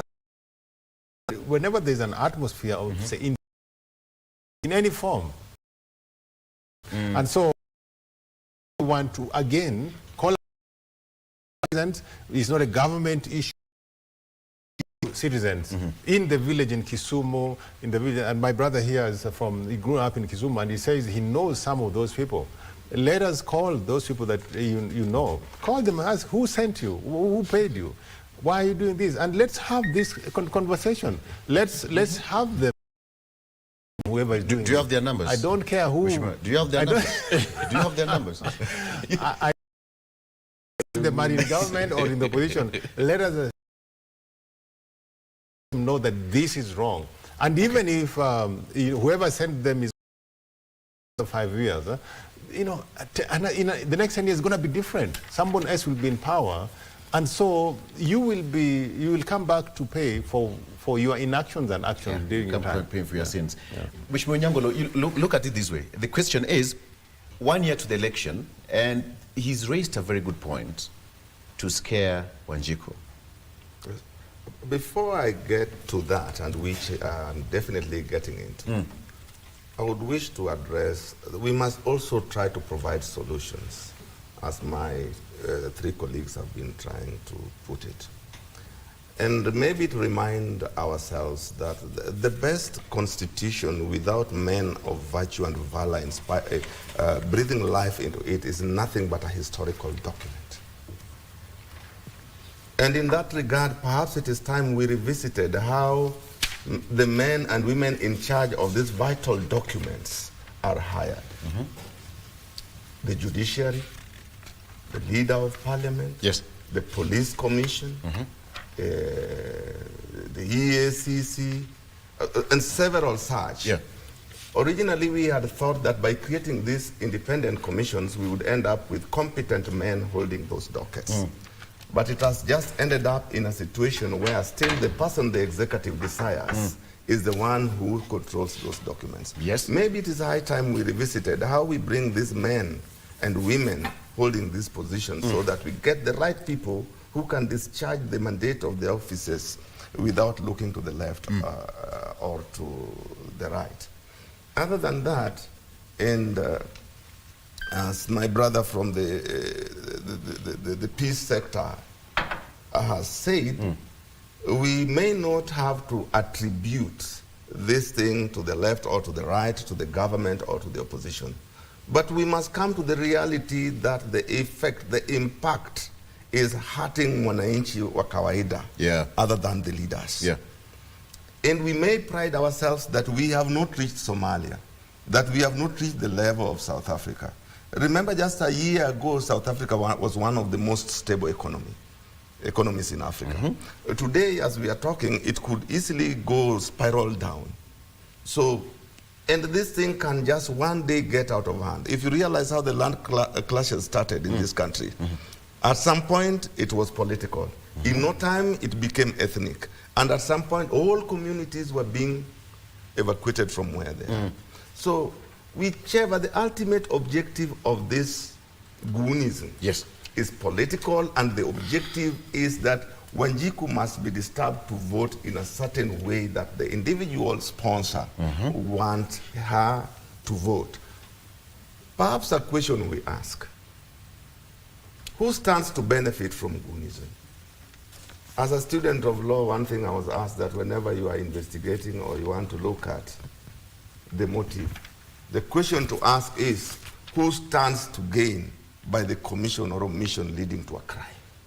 Then you get right. So when we have goonism in Kisumu, who stood to gain? When we had it in Nyandarua, who stood to gain? And who was the target? The target is that Wanjiku should vote or not vote in a specific way. So you are a presidential candidate, aspirant, right? Yes. Do you have goons to... Let me tell you, as Onyango Law, do you? I do not have goons, I have the people. But let me give you a small example, historical examples. How are you going to intimidate your opponent? I don't intend to intimidate them. I intend to persuade them through my manifesto, through the issues I stand for, through the issues that I think can overhaul the structure of this country and how we can live into a peaceful, harmonious, economically successful country. in this continent. You're just becoming, but other than that, you're just becoming when poetic. you have talked to Gunism, No, I want to address you are just something. becoming poetic. Let's take a break. Let's take a break. Let's take a break. You're just becoming poetic. You can intimidate them through his ideas. I wanted, yes. Maybe. I wanted to address you how I ended up having goons sometimes back. Okay. Hold that. After this break, stay with us. You tell us how you ended up having some. Okay, let's take a break. We'll break. Stay with us.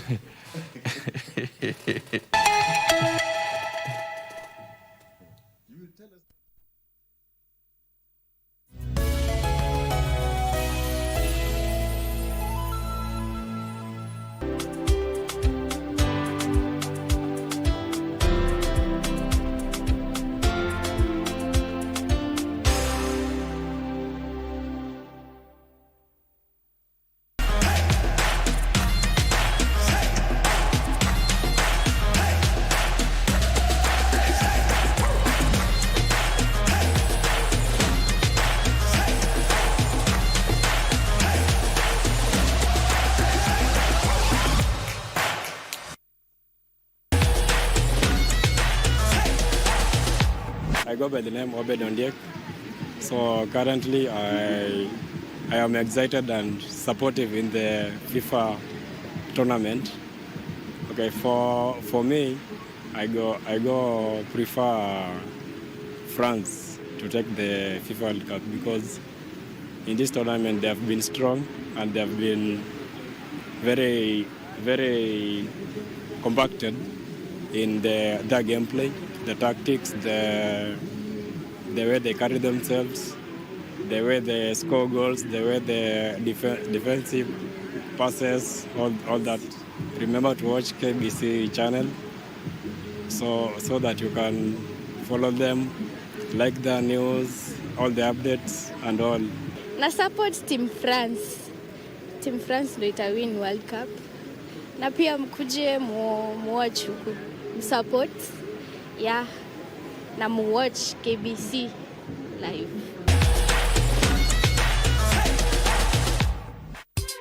Tunatambulika kwa mandhari yetu ya kuvutia, tamaduni zetu, ukarimu wetu, vyakula vyetu, uchapakazi, na pia kwa sauti tofauti za watangazaji wetu waliobobea. Libengo niko hapa aka upcoming sponsor. Bila shaka hapa ni kama PDG, ma deep state pia vile cartels. Tunaenzi talanta za pwani, tunakuza talanta za hapa kwetu nyumbani. Tell a friend to tell a friend. Tuko mjengoni kama kawa na wanangu wengine wawili. Usikose kutegea 103.1 Pwani FM, station ambayo itakupa fursa ya kupata uhondo kamili wa pwani na kuleta Wakenya pamoja. Pwani FM tough.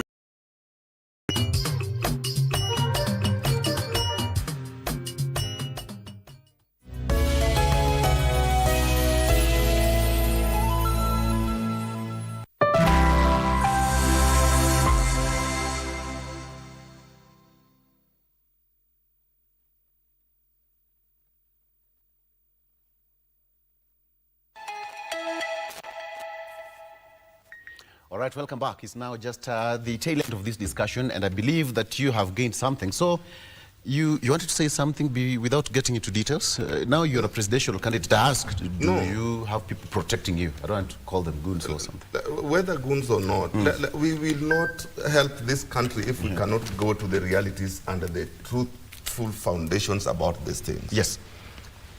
And the Bible tells us the truth shall set you free. So if we want to fight this issue of goonism, we must find out how it starts, how it works. I am a politician. Mwangangi here is a politician. Our two colleagues are in the sector that is rather not so much at the heart of it, but working to ensure it does not happen. And I want to share this small experience I had.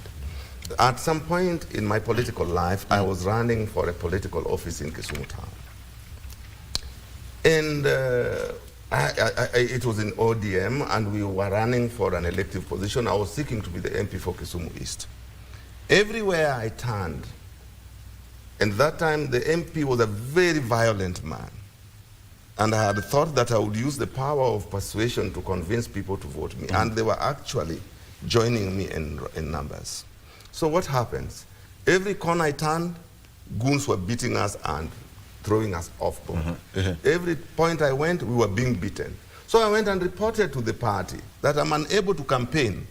I'm being beaten, but this guy is so violent against me everywhere. The party leadership told me that is how politics is being played. So I was like left on my own, struggling to find a position. And I was very young. I was not as I am now.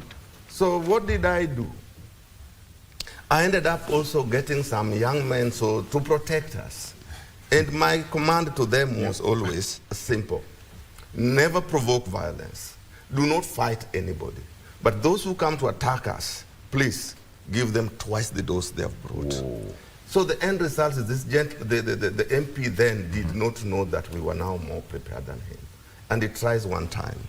And the crushing violence he met, I think he never repeated it. But do you know what happened? He happened to have also been a relative to the party leader. I was disqualified from running for beating someone who had beaten me repeatedly. And that marked the end of my it seems that attempt to be the MP. What you've said is perhaps the end result of what's happening. It is a vicious thing. You are in politics, you do it, and you may survive or not survive. You are not there, you don't do it, you'll be crushed out. The end result is we are building a culture that will come to consume us someday, all of us. I want to ask you, Mheshimiwa Mwangangi, do you have goods? Good just ask an open question. Do you? Do I have goons? Yes. To do what? To protect you and to protect against your opponents in Machakos. I can tell you, goons, and my colleagues will agree with me. The only goons in Ukampani are those for Uda men. Because they can't go anywhere without them. No, even you. I can't tell you. What about you? No. We have the people. We have got no problem. We have no problem.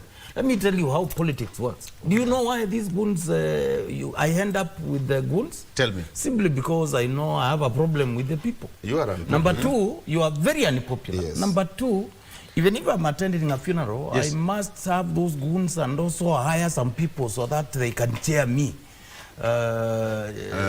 Just to create a certain perception. And that is what is happening in Ukambani.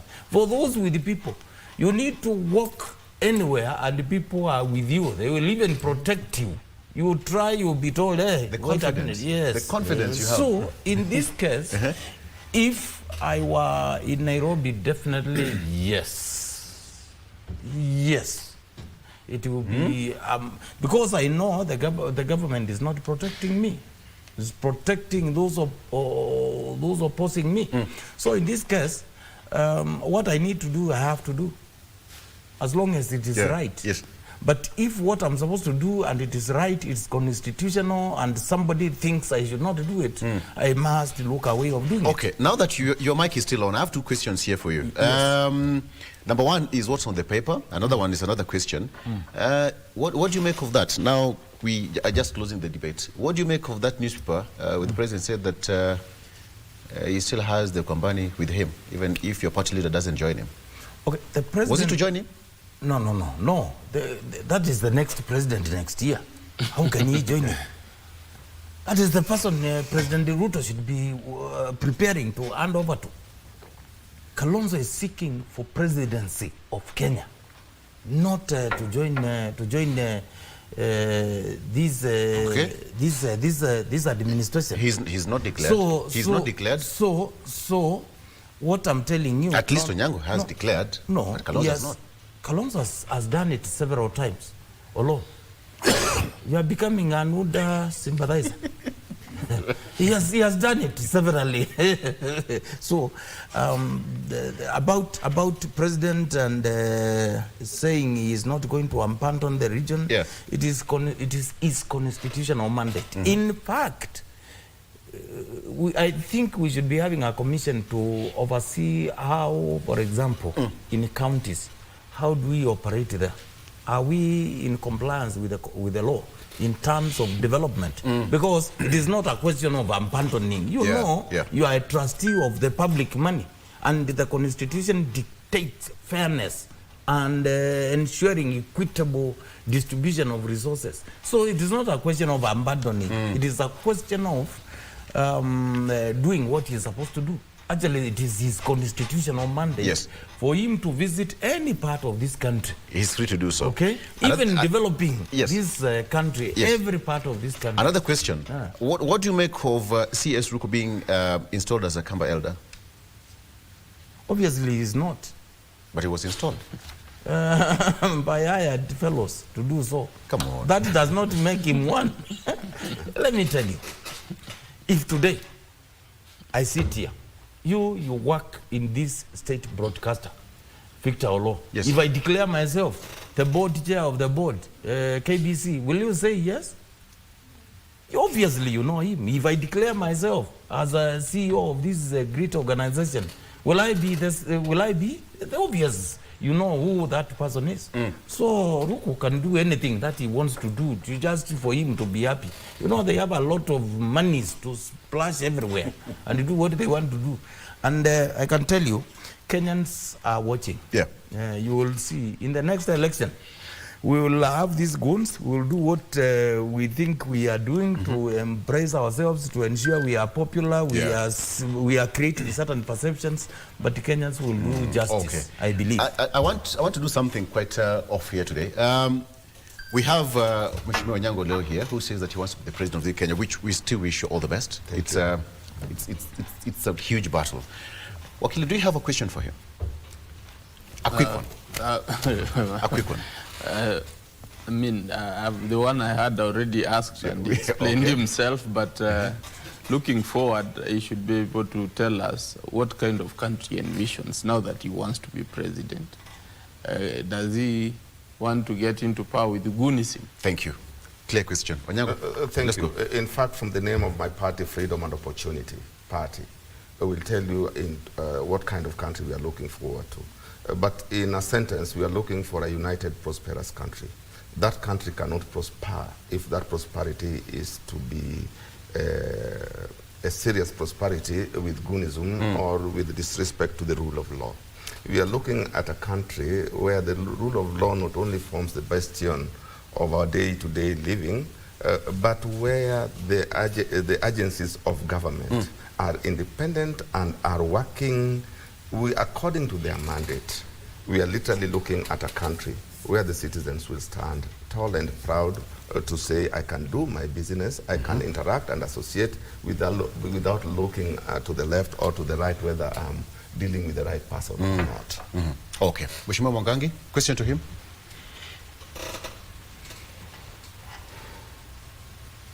Maybe his policy on top of what you have said, his policy on inclusivity. Very good. Fairness. Very good. Thank you. Maybe he ties that with how is he likely to address the issue of wealth creation, employment and wealth creation, to address the question of unemployed population in this country. Very good. Policy and unemployment. Thank you. We had a small earlier discussion here as to what would be entailed in my manifesto. And I had shared informally outside the desk that I would not pretend to be an engineer, to be a medic, to be everything.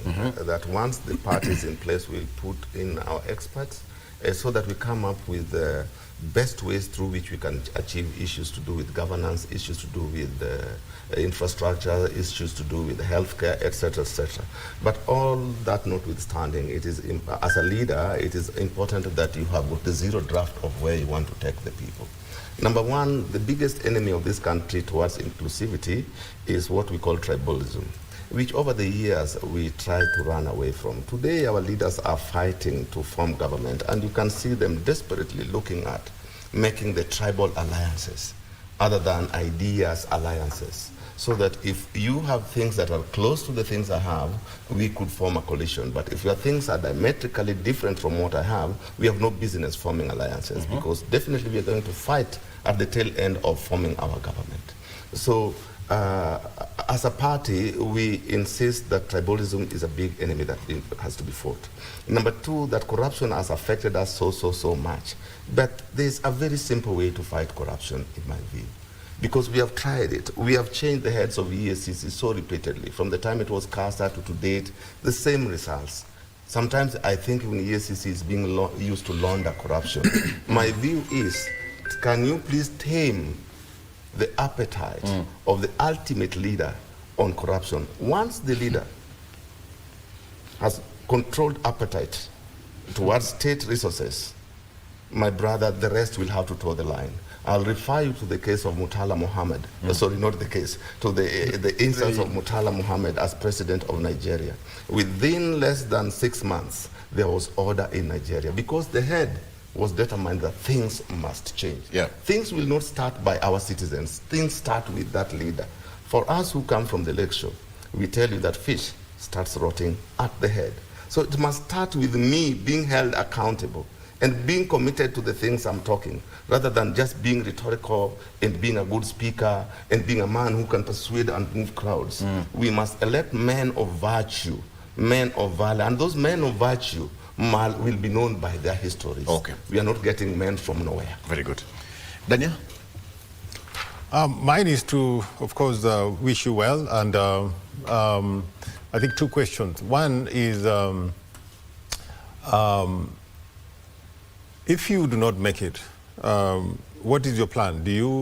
Are you willing to work with other parties or other coalitions, so that you are able to run the next government? Raila Odinga did not join government, but he was able to work jointly with the winning candidate to be able to attract some things being done in the area. So are you willing to also be able to join other persons in future? And also, I know in this country we have people who form parties just so that they can have a seat at the table. Are you using your party to negotiate for a cabinet position in the next government, either with President Ruto or President Kalonzo if he wins, or what is your game plan? Thank you. That's a very important question. I wish we were in an environment where such questions from my brothers would come up.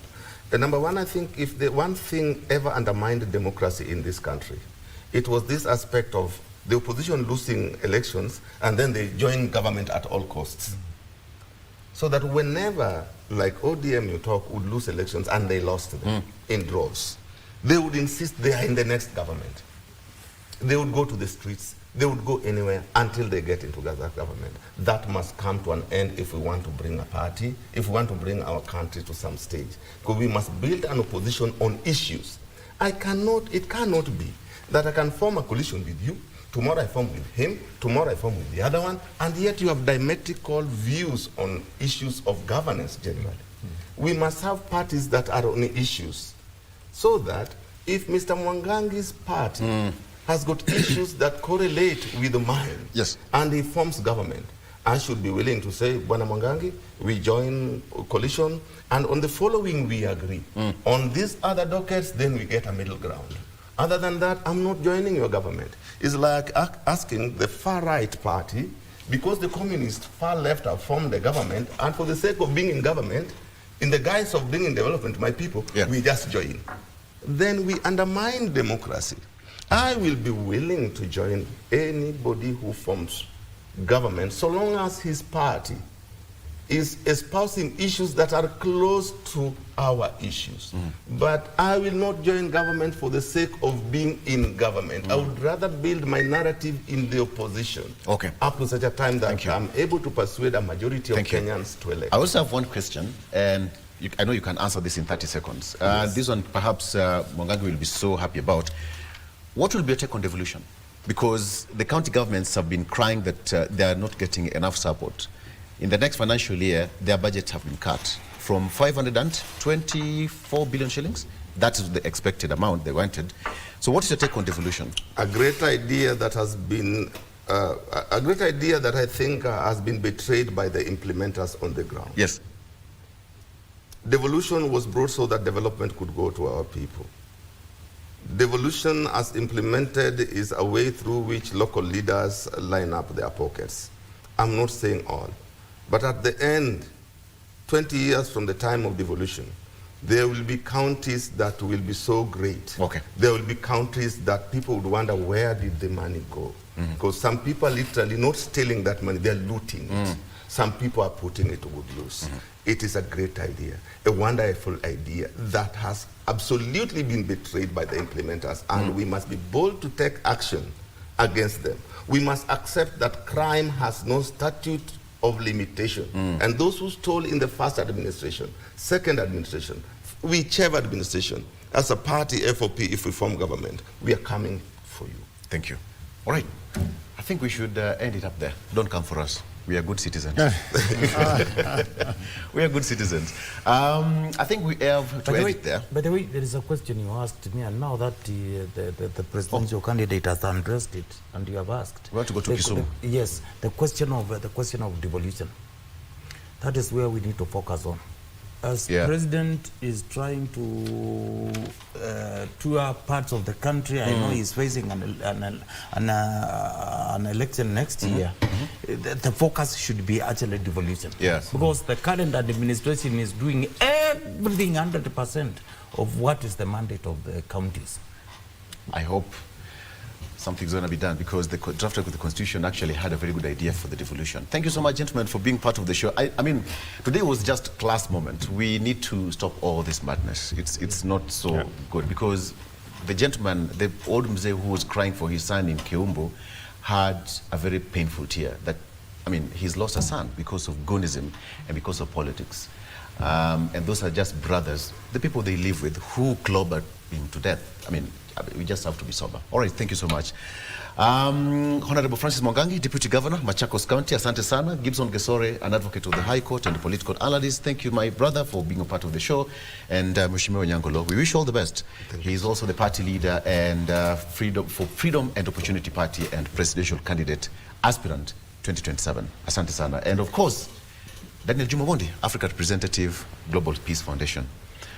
Thank you, gentlemen. Thank you. All right, let's take a break, and when we come back, actually, let's go to Kisumu. Simon Achola is on standby. Kwalek, today he's giving us a feel of what's happening there. Simon, we've talked about Kisumu quite a lot today, and you are there. Take it over.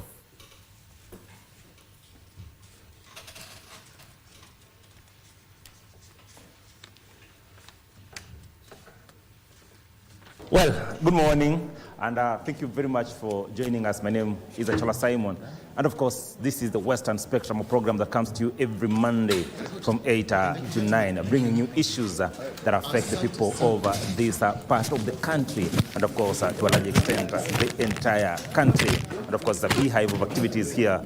Victor, when you look at exactly what is happening in our background, we are right, I mean, the viewer is actually right on time for this particular program, while we are actually right on time to capture the pictures of people or the fishermen and those involved in that value chain.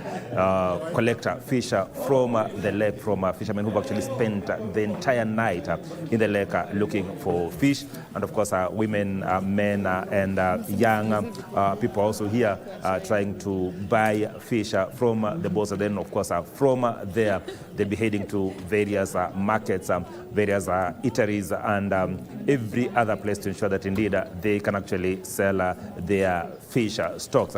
But also, critically, I'll just tell you that the produce in this country is about 160,000 metric tons of fish each year to around 300,000 metric tons. That is, of course, against the country's demand of 600,000 metric tons of fish. The question then you'll be asking yourself is that then, how do we bridge the gap to ensure that indeed there are about 300,000 to 400,000 metric tons that is a deficit that can actually be produced here in the country because of the potential that has in terms of providing employment opportunities for the young people and, of course, each and everyone involved in that value chain. And, of course, young people have actually been engaging and taking a step towards ensuring that indeed they can actually tap in the vast potential of this sector. And key amongst the issues they've actually actively engaged themselves in is the use or adaptation of cage fish farming in Lake Victoria. But of course, those that have actually been online have seen quite a number of times that stories that we've actually told of fish dying in fish cages each and every day. And of course, we have a young farmer here in Kisumu who is actually engaging in cage fish farming, but they are adapting AI in terms of ensuring that indeed they can actually be given fast-time or real-time information of exactly what the oxygen levels, the mineral levels, and of course the pH levels in the lake, so that then they don't lose their fish. Karibu sana, Dennis. Yes. Thank you so much. Tell me, when did you involve yourself, when did you start involving yourself in cage fish farming? Thank you so much, Bwana Simon. My name is Dennis Mafimbo. I'm a fish farmer at Dunga Beach. I started this program or the farm a few years ago, that is like 5 years ago. And from then, we've been struggling with rearing fish. And of course, we've been facing so many challenges. Dennis, before we go to the challenges, because of course there are a number need to surmount, right? The question then we'll be asking ourselves is that as a young person, what actually prompted you to get into this sector? I've been, before I started fish farm, I was a fisherman. And therefore, I could spend the whole night in the lake and then come back to the land with nothing. So the demand of fish was so high, and then by then the supply was very low, and it resulted to a very high price of the fish. And so I came up with an idea. I copied it from somewhere. We had some guests from Japan that came up with a new technology, and that is now the fish farming. The cage farming. So we want to know how many cages do you have in the lake, and how popular is this activity in the lake, and especially in this region? Thank you so much. We have so many cages around the lake. To be specific, in Dunga Beach, we have over 300 fish cages, and they belong to different people. I only have maybe a few of them, and I can say it's a good business. Mbona unaogopa kutuambia? Ni ngapi hizi? How many are they? I have different cages of different sizes. I have the plastic cages, which is now recommended by the government. I also have the metal cages of different sizes. That is from 5 meters by 5 meters. We move all the way to 12 meters by 6 meters. And we also have round cages that measure up to 20 diameter. Yes. Fantastic. Action. You've said when we started the conversation, you said that one of the challenges that you actually met while fishing at night was that you'll actually go out in the lake, spend the entire night, and then you're coming back. Of course, the fish stocks are not there, and you also come back empty-handed. So in terms of production, how reliable is the issue of cage fish farming? Is it something that a young person would actually go in knowing that indeed, at the end of the 6 months, at the end of whichever period that I'm supposed to be keeping this fish, that I'll actually be in a position to get enough stock for myself? And how predictable is it? There we are certain that at the end of the year, we must harvest fish. So it's something that you can be certain about. Yes. So then, how do we get more people? Because as we all know, the climate change and all other factors that are actually affecting the lake and the basin as a whole, the fish stock has actually dwindled over the years. And the demand, when you look at the demand, the statistics that I began with, between 300 between 170 to 200,000 metric tons to about 300,000 that is actually produced in the country, vis-a-vis the demand of 600,000 metric tons. How then do we bridge the gap? When you look at what is happening in the lake, do you think we are putting enough effort in terms of ensuring that more and more people can actually adapt this technology, cage fish farming, so that then we can actually get where we're supposed to be? Actually, I think for us to bridge this gap, we need more fish cages. And I would encourage anyone that would like to venture into this business, that it's a good one. And we should have more people. But again, we have some other challenges, which maybe we'll talk about later. Yes. Saying that we can actually get more and more fish. So then how do we get this support? Are we getting this support from our own pockets, or then youth who actually want to participate or be actively engaged in cage fish farming? Are they getting this support from non-state actors, non-governmental organizations, or they're getting it from county governments? Where exactly are they getting this support, or this is an individual effort? I'll say that this is an individual effort. But again, we also get some little support from the NGOs. Government, they have been silent on this. They are only planning to increase the tax. Yes. It's a complaint that everybody is having. One of the major challenges that we've had, and we've covered you a number of times, right, is the fact that you wake up in the morning, you're going to feed your fish, and they are all dead. How many times have you encountered this, and what exactly is the issue? We have encountered that twice personally. I've encountered that twice. That was last year and this year. And this year I lost over 10 million. Last year it wasn't that big. But we are being affected by so many things. Number one, we have got these big companies that discharge their untreated waste into the lake, and they have been affecting us so much. Yes. Dennis, 10 million, you are saying it casually, but when you lose 10 million shillings, where do you start from? Like I said earlier, that I've got more cages. And therefore, 10 million is just like 3 cages. Yeah. So if I lose 3 cages, that will be equivalent to 10 million. Yes. Like, how do you pick up yourself from that state and go back? Because even as we speak right now, some of your colleagues are actually in the lake mending the nets, and they're anticipating that on Thursday there'll be fingerlings that actually be brought. How then do you pick up yourself as a young person, as a fisherman or a fish farmer in the lake? How then do you pick up yourself to ensure that you actually continue this venture?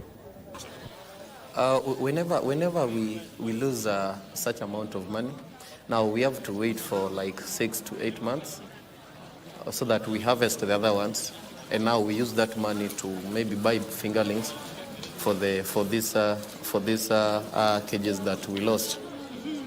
But we don't always expect anything from the government, and maybe the NGOs might step in, but may not support you fully. We move from a situation whereby we are expecting our fish to actually die in the cages and waiting for another 6 or 8 months before then we can actually restock them. Are there modalities that you people have actually explored? Because I remember the government has been very keen on beach management units to try and make them, convert them into financial circles, to try and convert them into circles, and actually inculcate that culture of saving and ensuring that those that are actually directly involved in a fish sector can actually draw their resources from those circles and actually get resources to restock their fish if they want to. Are those services available in these beaches? And is it something that young people are actually exploring in terms of ensuring that they can actually use them as a fallback position when, this happens? No, I would say no. No, yeah. Why are you guys not doing so? I remember last year when we had the highest mortality. We were promised that we will get compensated.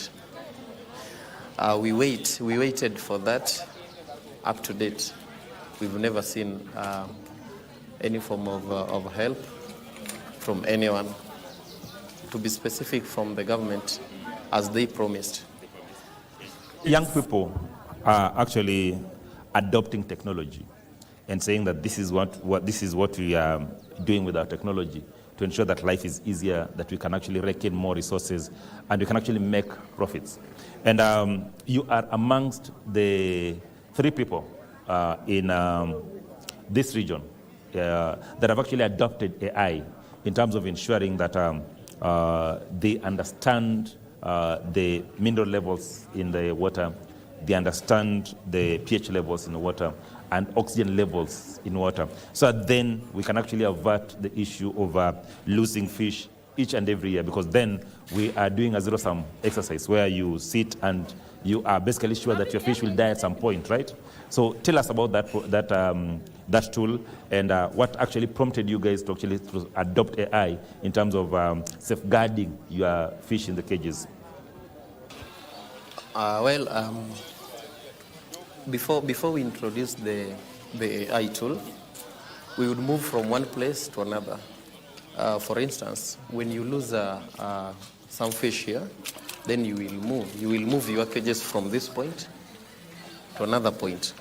But again, we came up with the idea of the AI tool, which has been so helpful to us, because of late we've been getting data and information from the AI tool that we have installed around our cages. Yeah.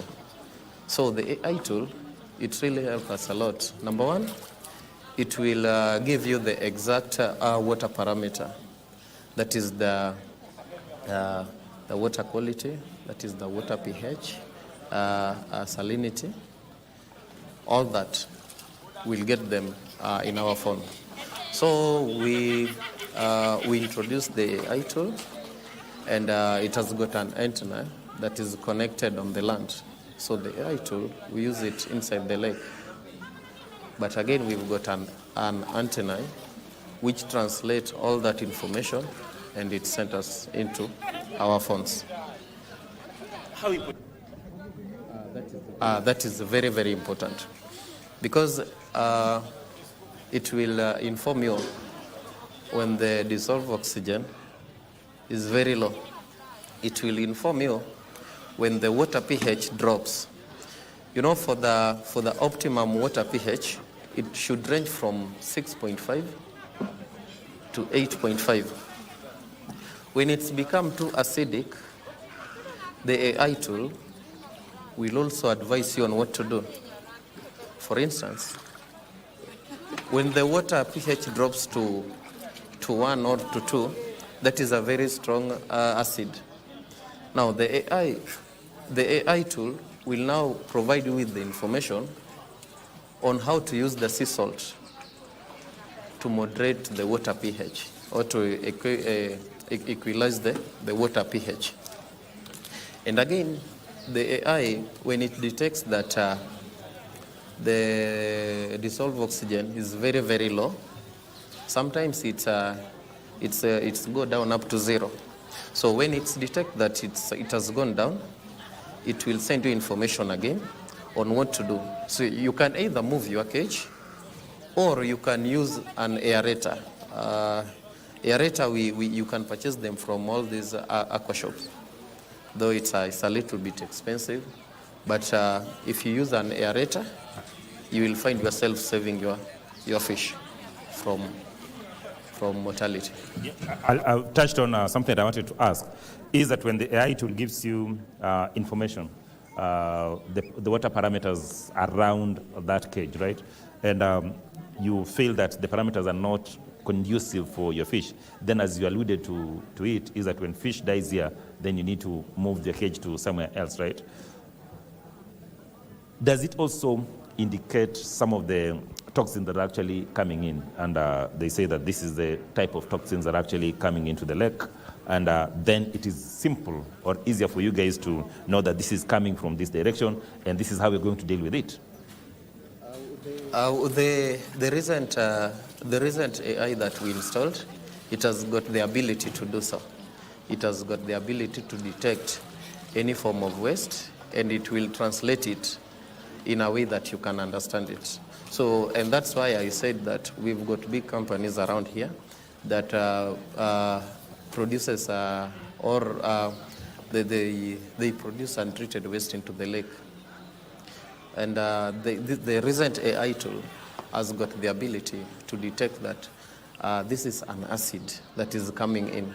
This is a very harmful substance that is getting into the lake.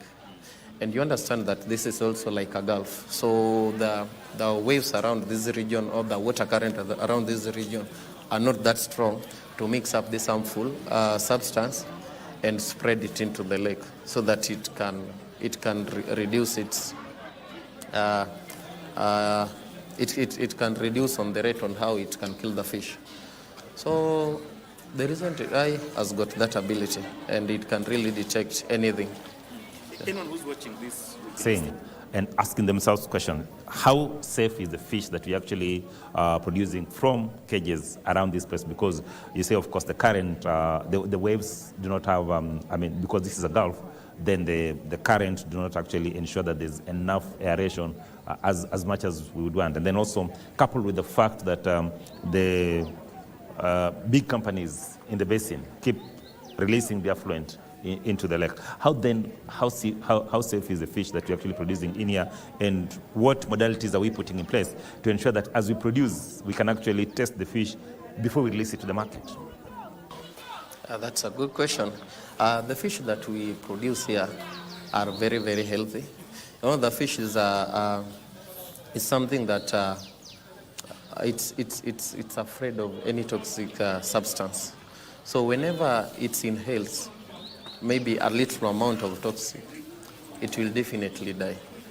So whenever you say we harvest fresh fish, it means that it's good for consumption.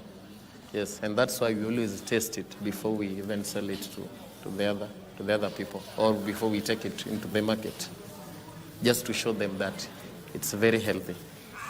Given this, how then do we get more people?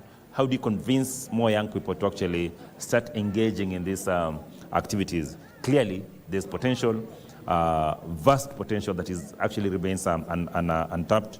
How then do you ensure that more and more young people like you are actually venturing into this business, so that then they can actually exploit this potential? What we are doing right now, we are creating youth groups to involve more youths into these activities. So after creating youth groups, we donate some little cash, and we involve everyone in this group to take part in this activity, the fish farming. Now you'll find that like around here, we have so many youth groups. They are about 5, and each group has got like 12 to 20 members. So when you give them, or when you donate to them 1 kg, all of them get involved in this activity. It helps in a good way. It helps them for their daily life. It's also reduce the rate of crime around this area. That's why we are so safe here. And again, you also involve some as securities at night, because you also have to spend the night over there and watching over the cages. Let's talk about value chain. When you look at the fish sector, one of the issues that have actually constantly come up in the recent past has been the fact that we consume just about 30% of fish. The rest of the products are actually thrown: the bones, the scales, the fish mondo, and even the skin. So we actually just utilize about 30 to 40% of the fish. Are we looking at, as young people in this sector, are we looking at how we can actually cash in more from the fish to ensure that, one, the scales will be used for something else, the bones will be used for something else, the skin will be used for something else, and even just the fish itself, because when you sell it as a full package, as a whole package, then you get very little. But when you put it into fillets and you use other components, then you are basically using everything from the leg, from the fish, and you are getting more. So what are we doing as young people around the lake to ensure that indeed we can actually expand that value chain and exploit it to the maximum?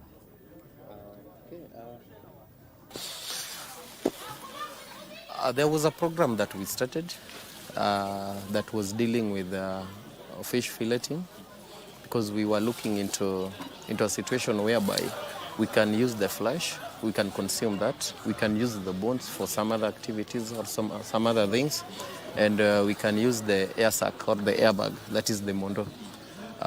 We can use it for to make some little threads that can also be used in hospitals. So the program failed because there was a lack of support from maybe the government and some other NGOs. So right now, and that's why we shifted all the way to rearing only tilapia, because tilapia, we consume 80% of it. What we throw away is only the bones, but we are consuming everything. So when it's come to Nile perch, you are right that we only consume 30%. That is only the flesh. Right now we are throwing away the air sac or the airbag, that is the mondo. We are throwing away the gills, which can also be used in another way. And we are also throwing away the scales and the skin. So as at now, we are working on a certain program that will ensure that we consume that Nile perch. Maybe 90% of it is being consumed. Maybe the bones in those are the only things that we will be throwing away. But the skin, the gills, the airbag, we'll be starting using that to make some other products. And even the oil. How do you accelerate the process? Because the thing is that we keep saying that we are planning. We are very good at planning in this country. We are very good at planning and hoping that things will actually materialize at some point. How then do we accelerate the process? How do we create synergies with other institutions, the government, non-state actors, so that then this process can actually be accelerated? What needs to be done in your view? I think we really need to involve government in this, and they also need to step in to help us, because when they do so, I think so many things will change. We will also start rearing tilapia, and I think there will be job creation again. There will be more opportunities again. As at now, I have a group of 10 energetic guys that we have really involved government in this to step in and help us. We are targeting on a way that we can use the air sac to create some shoe, and the gills. We also want to use them to make some brush, and also we want to use the skin to make some plastics. So that is the program that is underway right now, and we are hoping that the government will chip in, because we've knocked those offices and we are only waiting for their feedback. The biggest complaint for many financial institutions and even non-governmental organizations that actually worked around the lake has been the fact that people involved in the fish sector, one, they do not want to save in the bank. They want to get their money today, spend it the entire night, and then go back to the lake again and look for more resources. How are we coping with this? Because this is a culture that has been there for quite some time, and you're a young man, and the figures they've actually told me, 10 million plus. That is quite some amount of money. Hii pesa unapata alafu unapotelea hapa town, ama unafanya namna gani? Simon, it's true that the fishermen don't want to save their money in the bank. That is very true. Right now, I think only 20% of the fishermen are doing savings with the bank and with the SACCOs. The biggest challenge we have around here is we really don't trust the banks. Why? Why so? Why? Unaenda kuangalia bank kama pesa yako iko sawa? Kama umefunga. Why don't you trust the bank? So again, I sat down with these guys and I've been asking them the same question. Same question. These fishermen, they need quick money. And I would advise that if we can have SACCOs that can be giving loans. Quick money, you mean the liquid cash that can actually be used today and tomorrow and the day after, as and when they want, and not actually go to queue in the banks waiting for their money to be approved, right? Exactly. You see, let's take an example of the activities that are going on here right now. See, these fishmongers, they get their fish from the boat. But have you noticed that all of them are paying in cash? It means that in the next 2 hours, these fishermen, they will need their money in cash and they would want to spend it up to evening, and then they go back to the lake. So they don't always want to save in the bank. That is the major challenge we have right here. But that is strange because this part we are famed for one, adopting technology and using, cards and gadgets in terms of just transacting. How then do we instill that culture of one, saving, allowing our cash to be? Because when you have 1 million shillings, right, surely you cannot spend it in a day. And what happens to the remaining cash when you go back to the lake? Do you put it in the bank? Do you carry it along into the lake? Or what exactly happens? So, there's need to actually ensure that people can actually save, and institutions can actually tap into the vast resources that are actually into the lake. The question then I need to ask next is, clearly from the discussion we've had, this is a sector that can actually employ a number of youths, that can actually provide real jobs for the youth. How then do we ensure that more and more people are actually into this sector, one, and then two, an advice to the young people out there, what do they need to do to ensure that they can actually start this business? Or this is a close-knit business unit that very few people are actually allowed to get into? No, everyone is allowed to. How then do you, get us in the lake and actually now begin the journey? If you want to begin your journey here, first of all, you need to have capital. That is mandatory. Number two, you need to live with the BMU so that they can give you space. Why do you need to live to involve the BMU in this? Because when we will have the mortality, the BMU will collect that data and submit them to the government. When you need a space, BMU must be involved, because when anything happens to you, the BMU will be responsible for everything. So after that, you will need to look for a good caretaker. What do I mean by saying caretaker? Caretaker is someone that will be feeding the fish every day, will be having the discussion with these guys. And again, the caretaker will be looking after the cages, that is at night and daytime. So having that in mind, after having a good caretaker, then you will be good to go. You will be starting your business. The other question is the security of these cages. I know you have alluded to it by one, having a caretaker, and then two, also ensuring that some of the youth that used to be idle here can actually take care of those or provide security in the lake. How then do you ensure that indeed the fish, that you have real-time information of what is happening in the lake, and if need be, that you can actually involve the police or security agents in terms of just ensuring that their cages are safe? Because an investment of 10 million shillings is no child play, and that cannot just be left to an individual. So right now we don't involve our police officers because police officer, I hope no one will be able to spend the whole night in the lake and maybe the whole day in the lake because they are afraid of the lake. That is number one. Now, what we normally do, we have youths around here that we always involve as security guards to look after the cages. That is number one. Number two, apart from the AI tool, we have also installed so many CCTVs around. So whenever any activity is going on, I will be able to see it here in my phone. So when the things are not right, I'll be able to notice that.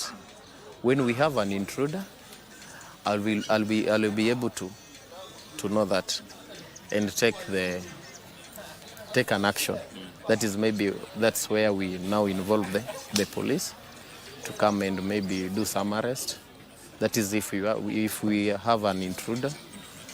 And again, our security guards, we also we have gadgets for communications. So when everything is not right, we'll be able to. Yeah. In conclusion, Dennis, there's a very sensitive topic that you want to discuss in conclusion. And this has been the issue of the spread of HIV/AIDS in the beaches, right? And I have listened to you, and I have listened to the amount of money that you're actually talking about and the potential of this sector. One, how is this important, cage fish farming? How is it important in the stop of the spread of the HIV virus in the region? I've heard about such stories about the spread of HIV and AIDS along this region. And I want to say that there was a popular belief that around the lake, the spread of HIV and AIDS is very high. I think that is not right. Mm-hmm. Yeah. Yes. That is wrong. Let me talk. Let me give you a report concerning that when it relates to fish farming. You know, around the fish farm, I think we don't always have time for other things. It has been work from morning to evening. So sasa wewe unachoka, utakuwa na hiyo time ya kuspread hii HIV sangapi. Hiyo nakuelezea. And again, the argument has been that when you come from the lake and at night, the lady who actually picks that fish from the boat must either be your girlfriend or your wife because of the dwindling fish stock. Because if you're coming back with just a kg of fish, and we have all these people waiting for that fish, then it means there'll be some preferential treatment. Either that person will give you more money or there's something else they are giving you. So how rampant is that? Whatever you are talking about, it used to be there, but it stopped. Let me give you an example of where we are right now at Dunga Beach. The BMU did away with that. So right now, if you want to pick the fish from the boat, maybe the fish is just a kg, and we have a queue of maybe 10 ladies. Yes.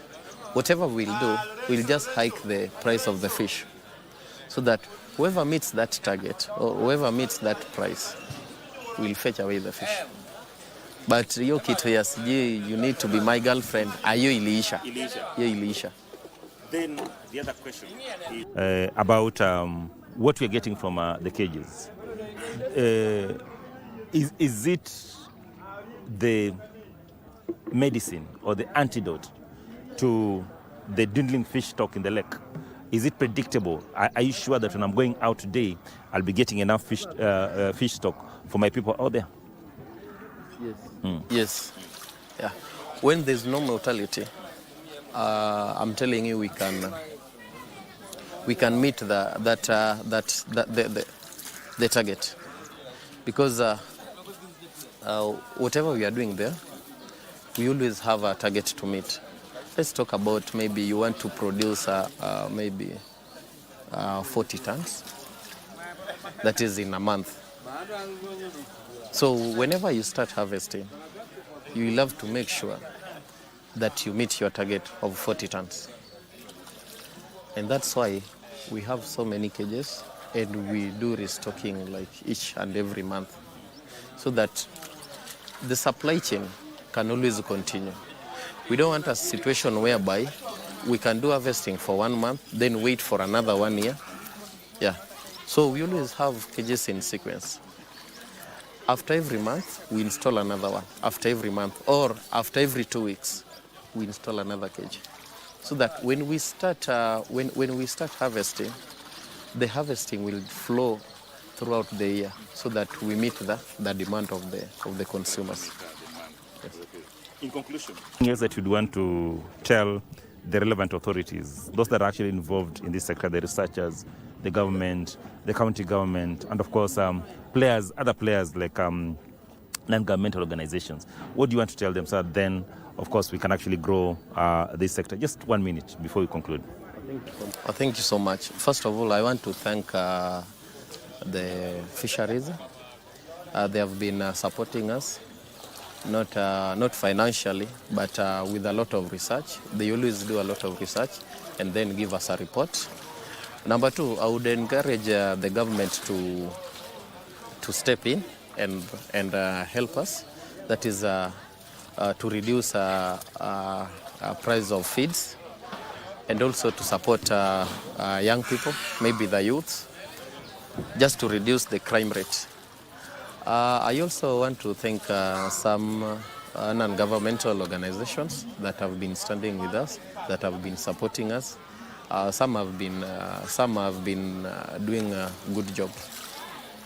That is Dennis Mafimbo, one of the cage fish farmers here in Dunga Beach. Of course, just delving deeper on exactly what is happening here by the Dunga Beach, and of course calling on the youth to venture into this field. He says that just a couple of cages, you are able to actually nail about 10 million shillings and over. Now that is quite some amount, but of course also calling on the line institutions, the government institutions, and of course county government to ensure that indeed they can actually invest in this sector, to ensure that indeed they can actually grow this sector. But quite interesting is the fact that they're actually employing the use of AI to ensure that they can actually detect water parameters, and they can actually tell where the affluents are coming from. What we'll of course be asking him off camera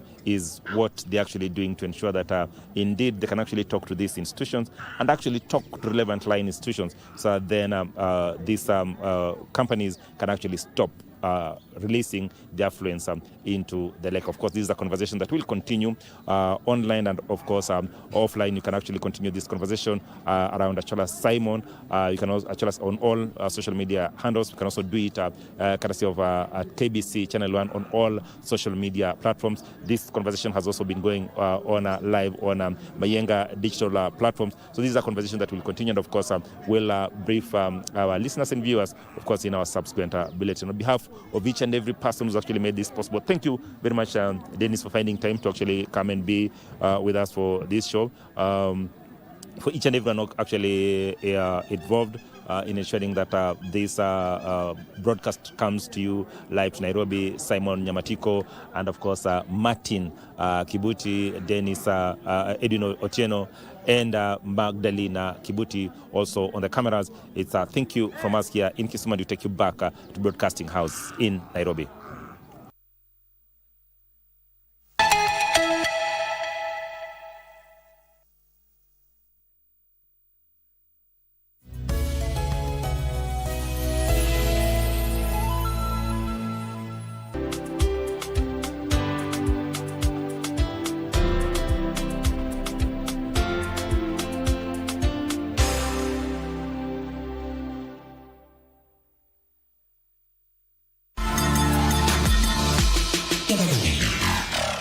For England, he's got support down this near hand right side. It's Saka wanting it quickly. Eze Saka's still going.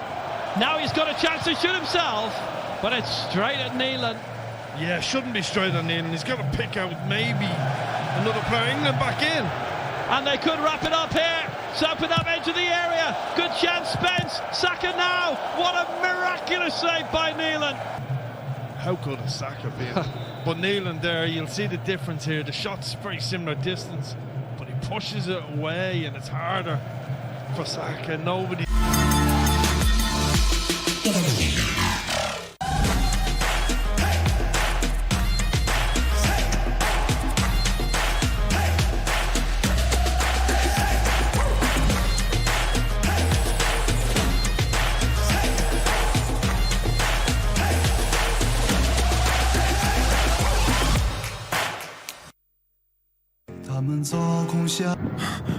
The Bodhi tree is on fire. What?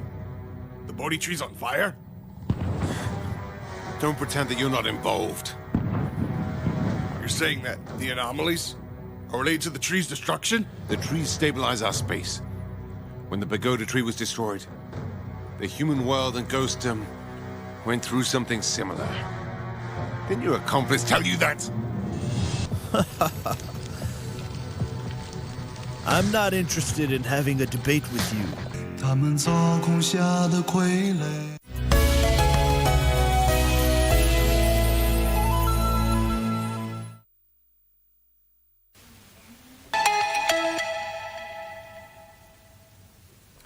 Thank you for staying with us. We now get into Family Check, and today's conversation is a conversation that we all need to be part and parcel of. I mean, when you talk about communicating, and if we look over the years, how forms of communication have been evolving over the years, from the times when we used to write letters to each other as a form of communication, to the times when we had landlines, to the times when the mobile phones were introduced, and now with the presence of social media, communicating has become easier. But has it really become easier? Well, the conversation or the question that we are posing to you today is, are phones replacing real conversations? That is the question that I am asking you, our viewer, this morning. Are phones replacing real conversations? And you can be part and parcel of this conversation. You can send in your WhatsApp message on the number 0707 303 212. 0707 303 212. Let us know what you think about this. Are phones replacing real conversations? You can also be able to call in live and we'll get to listen to you. Now, I won't be having this conversation myself. I have guests who will be helping in just finding ways in which maybe we can be able to connect better, especially within our families. And I am joined by, on my immediate right, we have Pastor David Makori, who is a pastor, an author, and a family man. Welcome to the program, Pastor. Thank you, Vivian. And then right next to Pastor Makori, we have William Deche Mwachiro, and William is a psychologist. Welcome to the program, William. Thank you. And then we also have Cleopa Njiru. Cleopa Njiru is a counseling psychologist and is the founder and the director of Viva Mind Solutions Limited. Welcome to the program, gentlemen. Thank you. And today I'm with an all-gentleman panel on this conversation. So of course the ladies, you can be able to talk to us and let us know your contribution to this conversation. I want to begin by asking, first of all, maybe just from your point of view, how have phones changed our conversations and communication, and specifically within our families? Maybe I can begin with you, Pastor. Thank you, Vivian. From the pastoral point, and from as a pastor and a family person, the Bible says in Deuteronomy that teach your children the word when you are walking, when you are sitting, when you are lying down. But now that time has been taken by phones. We no longer have time to talk to the children. The children are checking videos on the phone. They are getting entertained on the phone. That is first part. And then growing up as a young child, I had time with my grandmother who told me stories, how we came, where we came from. So those stories have also been replaced by phones. You no longer get anybody telling you stories. And the children who have grown up maybe to teenagehood, they are like, why should you tell me a story when I can ask AI? So you find that has replaced. And I feel like, you know, when we talk, there is a chemistry change. Yeah. There is a chemistry that is moving. When I look at you, something moves. So when I don't look at you, I'm always looking on the phone, because the chemistry, your chemistry is the really place where conversations happen. And so that chemistry has been replaced by phones. So these has really affected families, affected relationships, and even work. You are doing some work, but when a notification comes, you want to sneak in and check. So it really hits hard in you, and you find that your productivity is going down. Yeah. Just saying is that it has also affected our ability to just be able to concentrate on one thing. You want to check your phone. You want to check your phone. Yeah. The next notification comes, you check, oh, that is usual. I'm waiting for another notification. So that really has taken our concentration. And even when we are talking, you don't concentrate to the person, because now communication through the phones has made it easier that instead of me writing a story, I send an emoji. Yes. So that makes us too shallow in conversation. Yeah. William, are your sentiments the same on matters, you know, whether the phones have changed the way we communicate within ourselves and specifically within our families? Yes, I do agree. I know the same idea. When we think about social media and phones, we tend to believe on the transition that is happening. We are in an age where technology is being embraced, and it is part of the transition. And we tend to see family values tending to change with the introduction of technology, because whenever we are having a conversation, as Pastor has shared, I'm distracted, I'm looking down.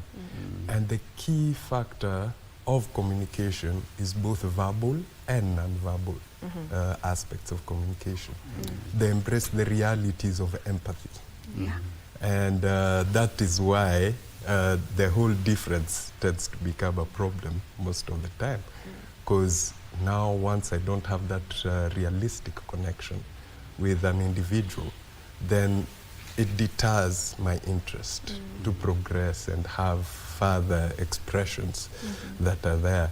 It also disrupts the whole process of thinking to a greater degree, concentration and so on. Because with the phone, there's the realities of a reward system that are there. So once I find something interesting, I like. The algorithm brings another interesting thing. I continue liking.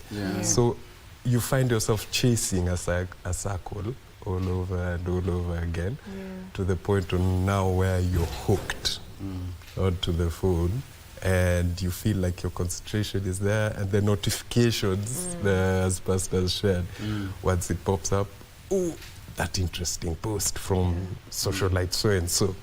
When you find it's not there, like, at a post kesho, or we find another post on another day. So I tend to believe that it's changed how we are able to concentrate. It's changed how we are able to conversate in a family setup. But we can't focus too much on the negatives, because there are also positive factors that are there. With the positive, we are able to communicate with people from far distances. Family members who are abroad, we're able to get to see them and have that conversation with. However, there's an aspect of texting with that connection with the relationships that are there. It doesn't have that empathy also. So it's only words. You can't feel it from the person that is there. And I think emojis, yes, funny way of expression, but it also serves both positive and negative. Positive from the perspective of expressions that are symbolic in nature. Because when I'm sad, I'll frown. The emoji is present to indicate that frowning. You cannot give a sense of certainty of whether you're frowning or not, but you're like, oh, he's mad about this statement I've made about so and so, or when I'm happy, it's like, oh, she's happy about 1, 2, 3. So it progresses the whole aspect of it. Yeah. There's that deception that is there. It can have an entry point of deception because I can't tell significantly if you're happy or not. But I mean, that's all the same with also verbal and non-verbal communication. Yeah, I hear you on that. Cleopa, are phones replacing real conversations? No, as I listen to William, I'm looking at myself, and even as Pastor said, because I have walked that journey for almost 46 years, because I was working for a telecommunication company. So I saw the involvement of the telephone. And now the generations, again, I've watched the generations growing. And it's first-hand. Because I grew up in that time that there was no phone in the village or in towns. So the kind of conversations that were there were real conversation. And you did not have any interruptions. Then I witnessed now the coming of the TV, the telephone, the dial, and then things started changing when the World Wide Web, WWW, came now.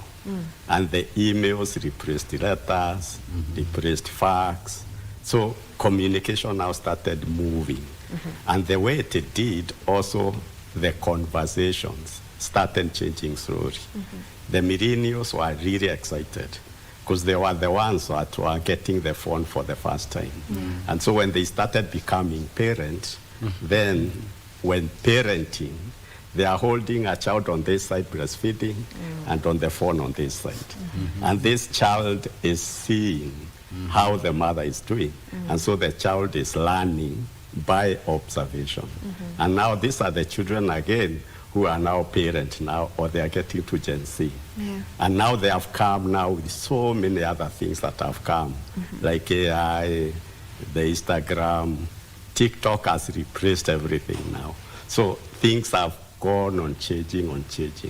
So when they change, the conversation changes.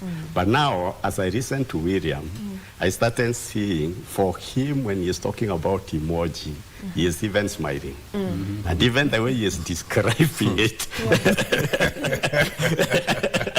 you can see it's a conversation for him. already. But for me, I'm being taught, this is what. So the way I see conversation at my age, the way William seeing conversation at his age is different.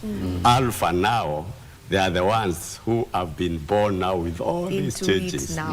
So for them, in fact, this for the parents to know, it's so depressing, anxious for young men and women now, even as young as 9, 10, when they are denied a phone.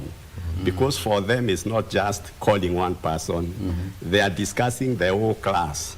60 young people can be able to talk at the same time because they have grown with technology. So for them, it's different. So now we look at it at two sides. The first side is face-to-face communication, where I see you, I see how your body is reacting and all that. This other conversation through the media now is coming with its positives and its negatives. So we just look at it as not necessarily replacing, but understanding what this kind of communication means for each generation. So it's not necessarily that it has replaced. And then we ask ourselves what is missing, because there's something missing. And that's where now we come into helping people to understand.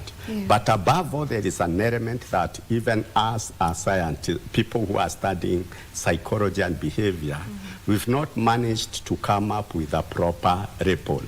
Because is the telephone addictive? Is the smartphone addictive? And addiction is where you use something in a compulsive way, such that when it starts bringing problem, and you are aware you're getting problem, you still find yourself using the same. And then somehow a sense of craving that when the phone is not near you, how do you feel? You know, all those things. It's now an addiction for many. You know, even as you're saying, you're still looking through it. You're still looking at it as psychologists. When we are noting down addictions, I think in this day and age, I think phones would be written down as or listed in the list of addictions. Because trust me, there are people who cannot stay a day without their phones. And a day is even, you know, even just an hour without knowing where your phone is. Yeah, just anxiety, where is my phone? Yes. When you want to move from where you are seated in the sitting room, the next thing you want to look for, as I move, I want to move with my phone. With the phone, yeah. Yeah, where is it? Yeah. So it is already addiction. It's an addiction. The only thing is the difference we have to make is like now, people like us who are working on the phone, Yes. that I get bookings through the phone. Yeah. I also have sessions through my phone, either through direct phone call with someone and we have a whole session. We have video call through the phone. I do research through the phone. So you might find that I have on the phone 9 hours, but what am I doing with the phone? There is another one who is still on the phone like me, but that person is moving from one social platform to another, TikTok, and there are messages that are coming, there are things that are coming, and these things, they are related. It's not the person, but there's someone somewhere who is even observing what you are doing and is giving you the things that he or she wants you to get. So there is a lot that happens in the phone that today to differentiate why you have the phone, what are you doing the phone, the impact of what you are doing on it on you. So that when we are saying addiction to gambling, the gambling is on the phone. Addiction to pornography, pornography is on the phone. Addiction to the phone itself, addiction to internet itself. So, and now coming back to the topic of conversation. So if I am thinking of the phone and I'm here talking to you, am I reasoning to you, or am I waiting to see the next alert on my phone? So then that's where now we can say, yes, it is replacing the conversations. All right, back at home, remember you can be part of this conversation. I will be reading your feedback as they come in. The question we are asking is, are phones replacing real conversations? The number is right there on your screens, 0707 303 212, 0707 303 212. I'll be sampling your messages as they come in, so keep them coming. And there's something he's brought in, and that is on, we now also just work on our phones. So now parents, guardians are able to carry work back at home on their computers, their phones, and now we also have people who work from home. So it means you're always on your phone, you're always on your computer, you're always on a screen, right? So would you say that this is also just aiding the fact that we are living together, yes, but are we really connecting? Because now you're home as the parent, but you're always busy. It's not like you're doom scrolling on a scroll to, no. There's something you're doing, you're working, you know? So you're there, yes, your children are there, you're living, you're home together, mko pamoja kabisa, but are you really connecting? And that is where the question is arising. Do we really connect as people? Maybe I go first and say that, as I said earlier, communication happens through our chemistry. Connections through chemistry. When I look at you as we are talking, I'm connecting. As he said, is that when we are talking, there is that the silence itself is also a talk. I'm silent, I'm not taking anything, but just silent listening. It's already a chemistry connection. So this work carried home, Vivian, is also another challenge.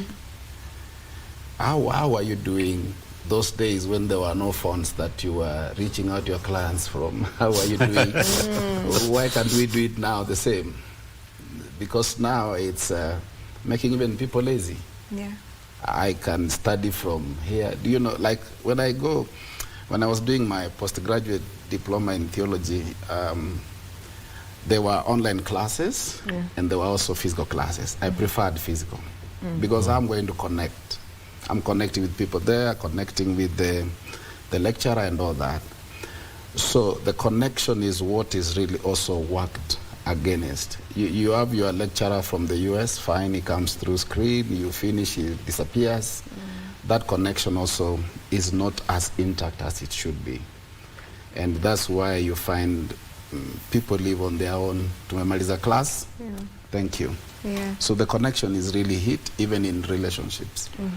You find two people, they say they are dating, they go out there, they sit under a tree, but everybody turns to his or her phone when there is nothing more to talk about. Yeah, so the connection really is really hit hard. Yeah, but I mean, we can't refute the fact that it has the positives that we had mentioned earlier. Even when it comes to the schooling, like you were talking about, it has brought about that convenience that I can just attend my classes online. You know, yes, we are missing that face-to-face and being together, you know, in one place, but it's also convenience, and it is assisting so many people. I can do my master's online without having to go to maybe this particular university that is abroad. Maybe I don't have the means to go, but I can just be able to do it online and still get my certification from there. So it has its positives, But yes. Vivian, learning is also connecting. Like, we finished class, I'm catching up with my fellow classmates. There's something I learned after class. I think so. Yeah, the intrapersonal skills. Yes. Yeah. But I'd like to challenge that whole factor. Because if you think about it, technology is a byproduct for the need of innovation. We innovate so that we find simplicity in certain things. I mean, when we talk about bringing work home, first of all, we consider the work-life balance factor that is there. So is it that the technology is the problem, or is it that we haven't developed significant skills to blend in to family values? Because yes, I'll carry my work home, do all this process and everything, but would that be the technology's fault, or would that be a sense of the lack of the work-life balance?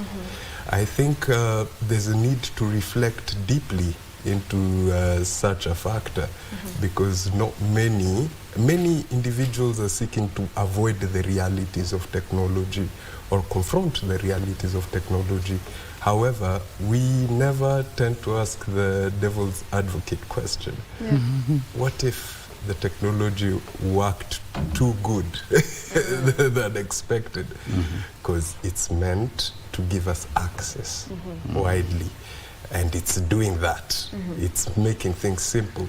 So is it that our values themselves are not generating and adapting to such a similarity that we find ourselves quite uncertain on how we can proceed with such situations? So I feel we have an obligation to challenge ourselves. If my son or my mother or my daughter is fixing themselves too much on the phone, is there a certain sense of deficit that's there? Because if there's a deficit, there's going to be an adaptation to a new factor or a skill. And look at this, I can't do this as best as I can. I need to run away to a vast opening where I might not be questioned or labeled, per se. Cleopa, you were adding on to I would like to look at it now in terms on conversation. And why conversation? So we go to relationships. And relationships, there are certain things that you need to get from relationships. Like, for instance, to understand someone better. So I'm asking myself, if we are communicating through the phone, are we able to know each other? Like, to know how your day was and all that, and to follow up in what the day is happening. But then there is something deeper in knowing someone, which is now being replaced by the phone, that we don't have the opportunity of knowing maybe like when you are annoyed, how do you, your face looks like? Because you see, I'm communicating with you through the phone. And this communication is not just because you are far. We have parents who are communicating with their children. The child is in the bedroom the whole day, and is in the bedroom because of the phone. Because they have to have some conversation with their friends and all that.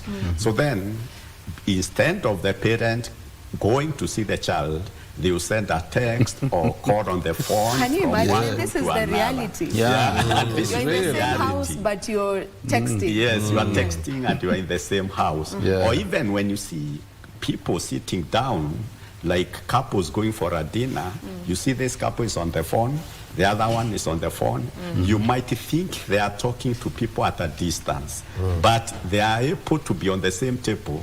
I get something nice, I forward to you, you laugh, I laugh. Through the phone. Yes, we are in the same table, and I'm going through scrolling my own stuff, you're going through your own stuff, I'm doing my own thing. So you see, then knowing each other, yes, we are together, but we are not knowing us. We are knowing what we are seeing on the screen. So it changes relationships. And so it replaces that sense of wanting to know someone deeper. So that it's like a GPS. You ask about someone's life because you have communicated. You touch on my life from childhood, you can tell, and we have that connection now because we are able to talk to each other. Even conflict resolution. Like when we misunderstand each other, we can easily repair through face-to-face conversation. But now you see people are even breaking up on text. You see, people are in the same room, the same house, and in the morning, someone goes, you did this time, I told you this. You did this and did this, it's over. And you see they are still on the same. So then when we repair relationship now, the way we are made things is being replaced instead of me facing you face to face. Like now the generation who came up from birth is the phone.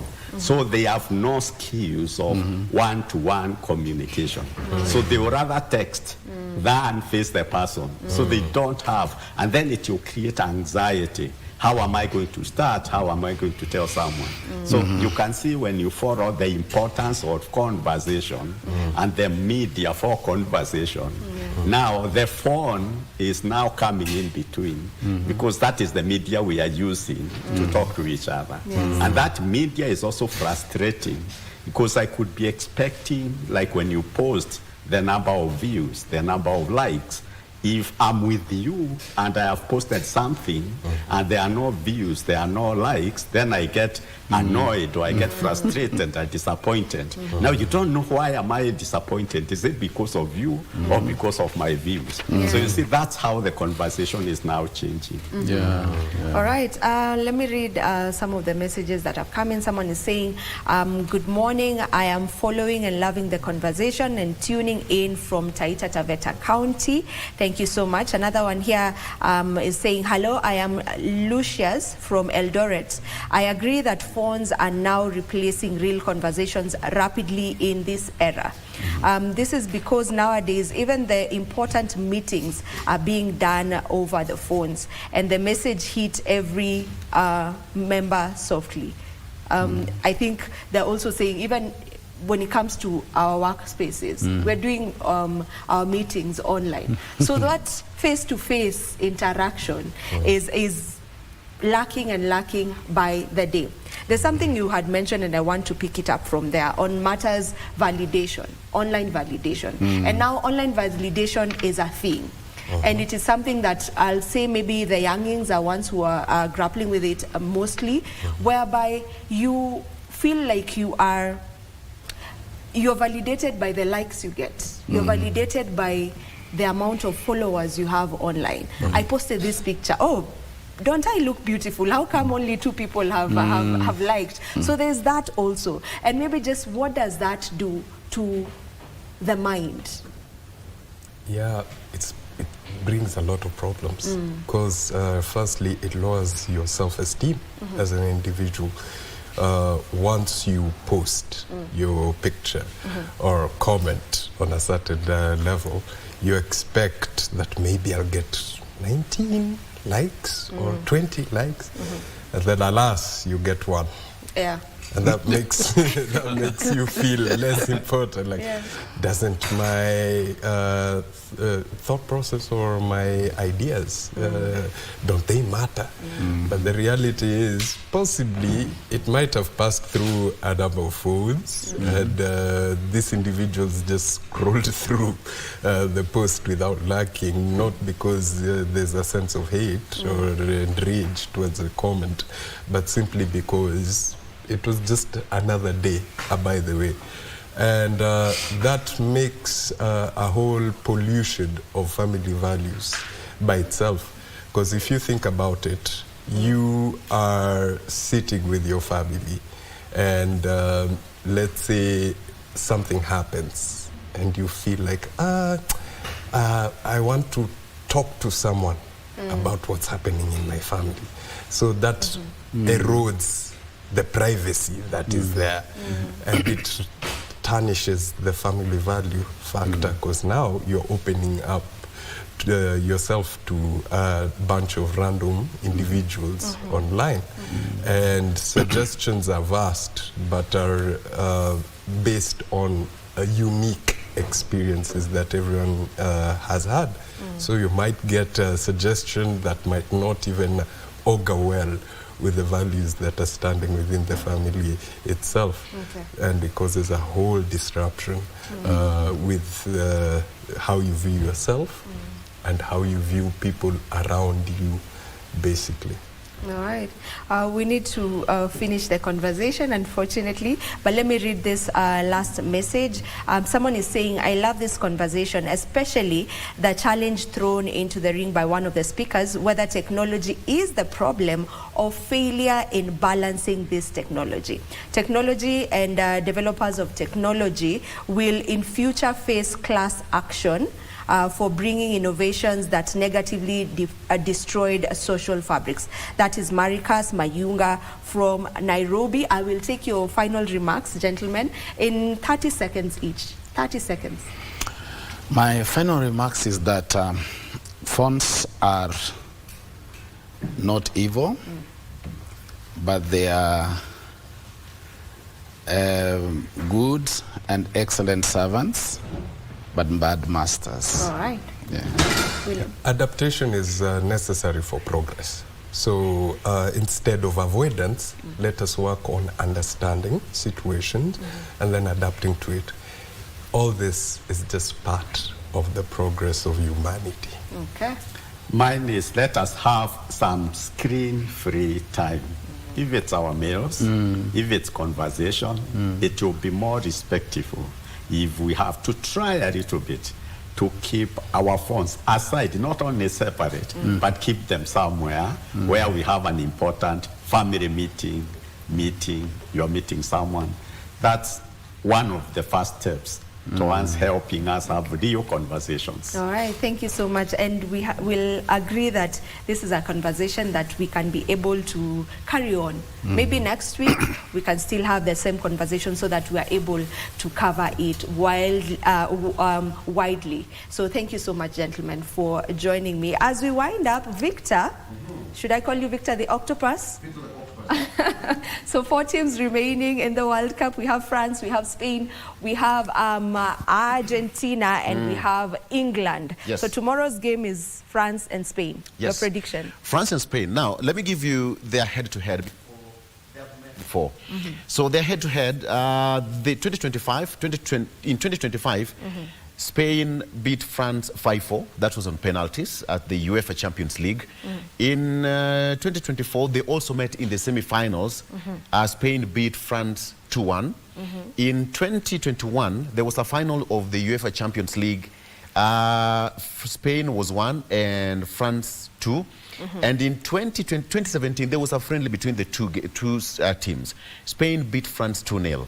And in 2014, France beat Spain 1-0 in international friendly. So this is my prediction for tomorrow. All of them are depending on 2 key players. France is depending on Kylian Mbappe, and Spain is betting on the youngster Yamal. I have a feeling that this score is going to go to an extra time. They know themselves very well. That's number one. Number two, it's going to end probably 1-1 draw, extra time, regular time. Then they will proceed to the extra time. And if they happen to do so, I have a feeling that France is going to upset Spain. France has a very good defense. They are going to depend on the likes of Kylian Mbappe to attack the defense of Spain to advance. So that is my prediction. My prediction, France is going to proceed. Okay. I'm also for France, so we'll see how that goes tomorrow. Great. Okay, let's end the show. Thank you so much to each and every one of you who has been tuned in since we began at 6:30 a.m. until this point.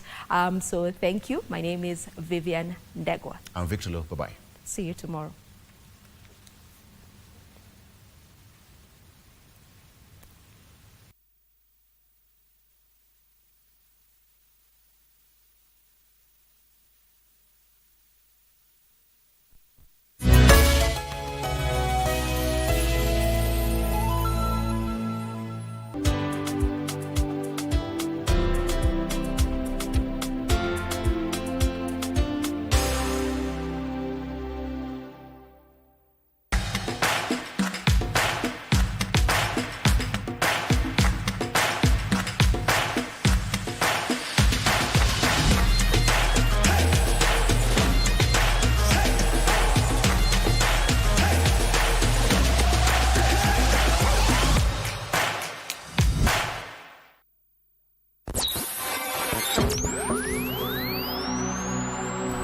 Tunapowasha vifaa vyetu, tunapata fursa ya kutangamana na wasikilizaji wetu.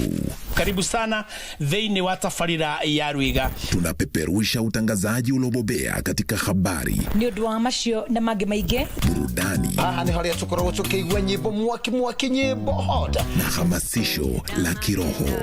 Usiachwe nyuma. Jiunge nasi kwa safari ya kufana katika 99.5 FM.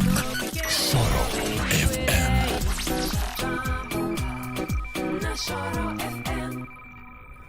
The wait is over. KBC Iko Huduma Center. Starting with Nairobi, kupata huduma za KBC imekuwa rahisi. From digital guidance and signet services to booking of commercial adverts and documentaries. Visit our dedicated desks at Huduma Center GPO, Times Square, Makadara, Kibera or Eastleigh. Tunakungoja hapo. Whether it's a casual announcement or a specialized media solution for your business, we are here to serve you. KBC at Huduma Centers, moving closer to you. Your station, your service.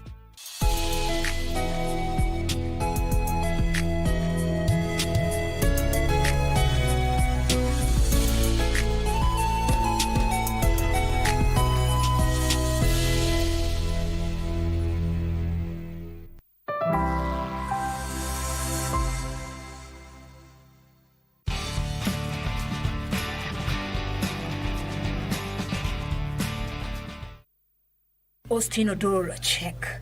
Michael Koth, check. Another reggae, check. The vocal reggae, check. Father and sons and members of the Reggae family, who also include Anthony and Gerard, who have established themselves in not only the Kenya football circles but the international scene as well, to write their own family chapter in the history books. But today we'll focus on Michael Koth, one of the first Kenyans to play professional football in Europe, and it all began in East Lands before the clubs came calling while in school. I think it's the environment that we grew up in Eastlands. You know, the easiest sport to play was football because it's an open field. Everybody can play it. So we used to play around in the estates. Unfortunately, also in the primary school that I went to, they had also different kind of sports, and football was one of them. So it encouraged me to play football and to really take it seriously later. I went to school in Rescos Primary School. After that, I went to boarding school in Kisii, Interior High School. But in football, my first football team was Shabana in Kisii. And then after Shabana, I played for Kenya Breweries, which is now Tusker. Shabana was a force to reckon with during those days to feature in the Africa Champions Cup, and he was their goalkeeper before he switched places to become a striker. It was a big contrast, but you know, as a young boy, there were no positions. So when you were growing up, you could play anywhere.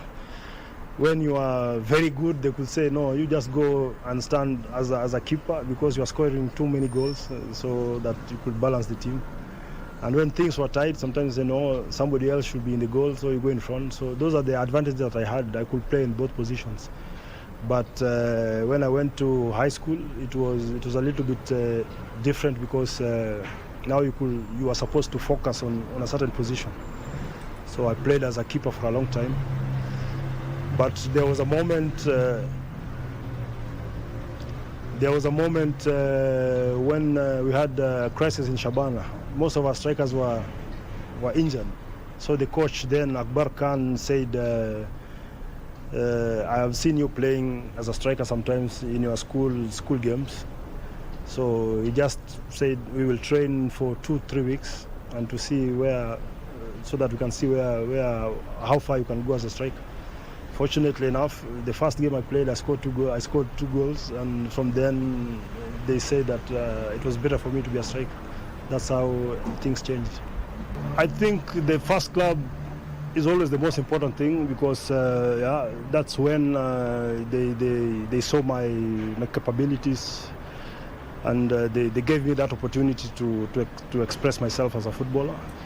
So Shabana and the coaches there, Akbar Khan and Dogo Khan, who was the founder of the team, those are the guys who really saw what I could achieve as a footballer, and they gave me the opportunity. So I could say that Shabana was my most memorable part of my career. Eventually moved to Kenya Breweries, where enabled them secure the Moi Golden Cup. The switch to Kenya Breweries was more, I think, after I finished school, because when I was playing for Shabana, I was still in school. So when I finished school, you also have to look for your future. You have to take care of yourself. And Kenya Breweries then were offering a job opportunity for us as footballers, so we could play football and at the same time work for the company.